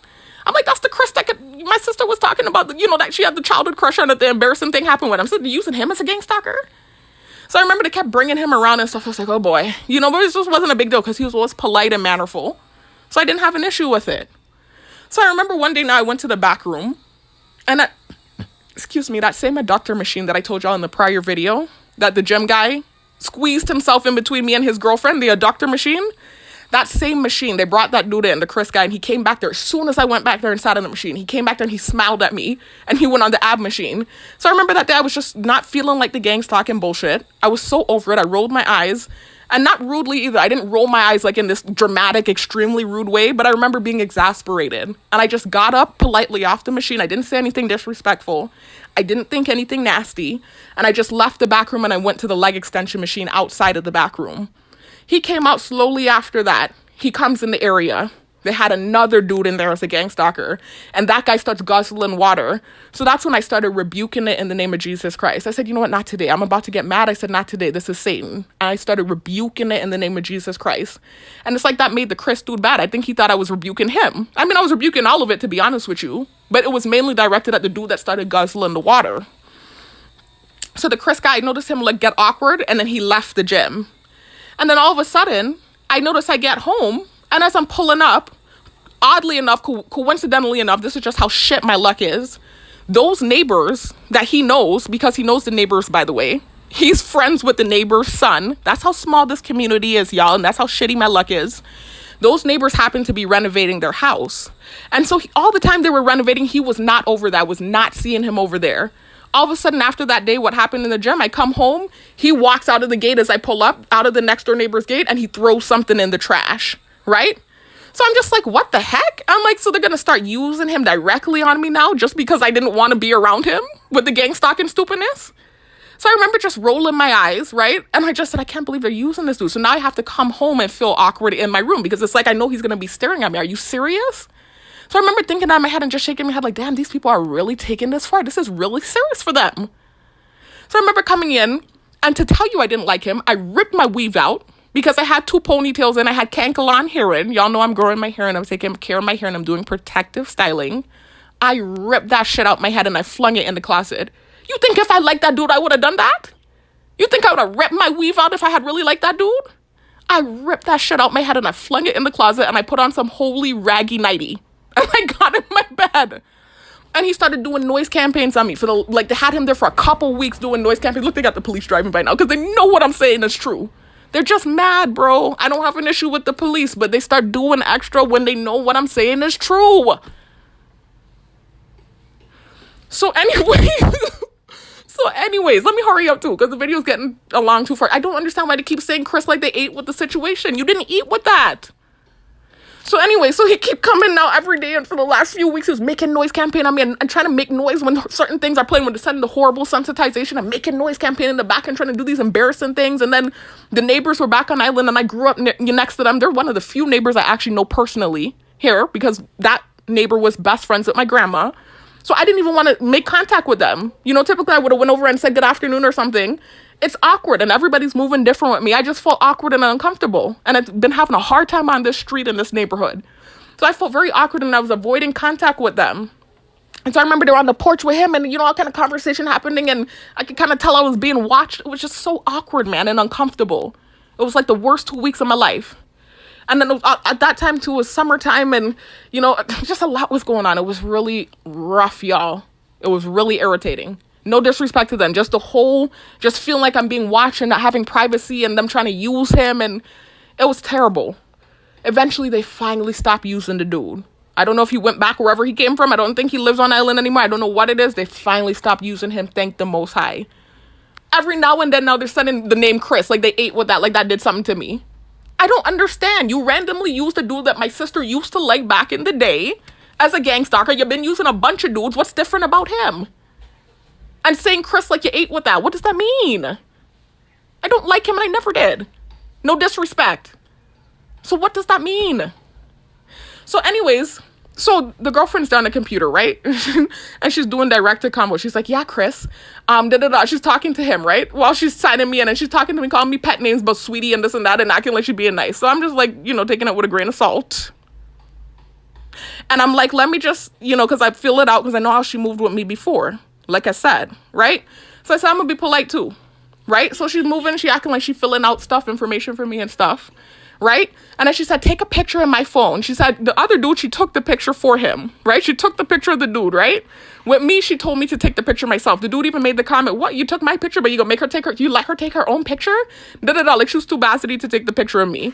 So I said, sure, no problem. So I took her phone, I filled out the information while she's having this directed convo with Chris. And talking, he's like, is this your second job? And she said, it would seem that way, wouldn't it? They know I'm struggling with a job. Y'all know what I said in the last clip, right?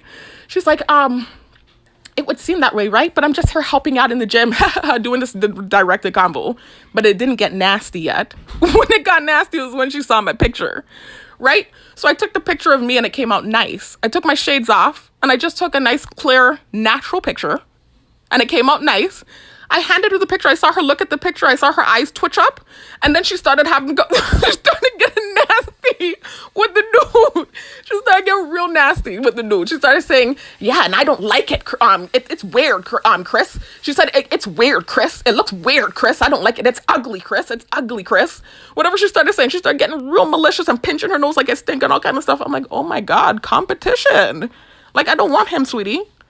And I look way better than you. We're going to have the conversation now. I haven't said it. I've all but said that one thing. I look better than you. Okay? So anyways, I'm not going to go into the details any more than that. I don't care if they say I'm a bitch. I know they can see. So anyway, she saw the picture of me and she made whatever comment she made. And so that's when I just simply in my head, I still didn't go in on her. Not like how I do on the dudes, because I know girls are sensitive. And I'm kind of like a dude. So I can take a hit. But I know some girls can't. And I actually do have some sort of feelings, right? I'm not a monster like they claim. So I simply said, really, sweetie? I said, look at the two of us. Let's compare. That's all I thought in my head. So I walk out from her with the bullshit, right? I see the gym guy getting bassity. He looked like he got bassity. They start flying the fly in his face, the gym owner. He start having a conversation with me about creatine, right? So then I go into the gym and I do my workout, right? And I'm working out, I'm doing my thing and I'm feeling good, right? I'm feeling myself now after that bullshit, right? I was really feeling myself. And then I was able to squat and do my thing. When I'm leaving now, she had to tell me about the app. She blinking and she couldn't watch me. She blinking and acting bassity. And And so I just watched her and I listened to what she had to say. I said, okay, no problem. And I left. I'm like, what is this? Like, I don't know what they expected to happen with that moment. I don't know what they were trying to do. But anyways, nonetheless, I haven't said anything about her looks. As you know, I complimented her in the video. That's what I did because I don't see her as competition. I don't want him, first of all. Second of all, I look better than her. So anyway, now that that's settled, I didn't have to be settled. We can all see. Anyways, so she insulted me and said what she said. And I just thought it was funny. I went to the back room, I did what I did, and I left. And that was it. Went about my business. Now they're revving up for left. Because they're just mad. You're just mad. She started with me first. I've been nothing but cordial. So anyways, y'all, I had to talk about it. Okay, I didn't get to 15 minutes, but at least I stayed under 30 minutes. So that was crazy, y'all. I had to add that in because I was just like, what kind of bullshit is this? Anyways, talk to you in the next one. Peace out.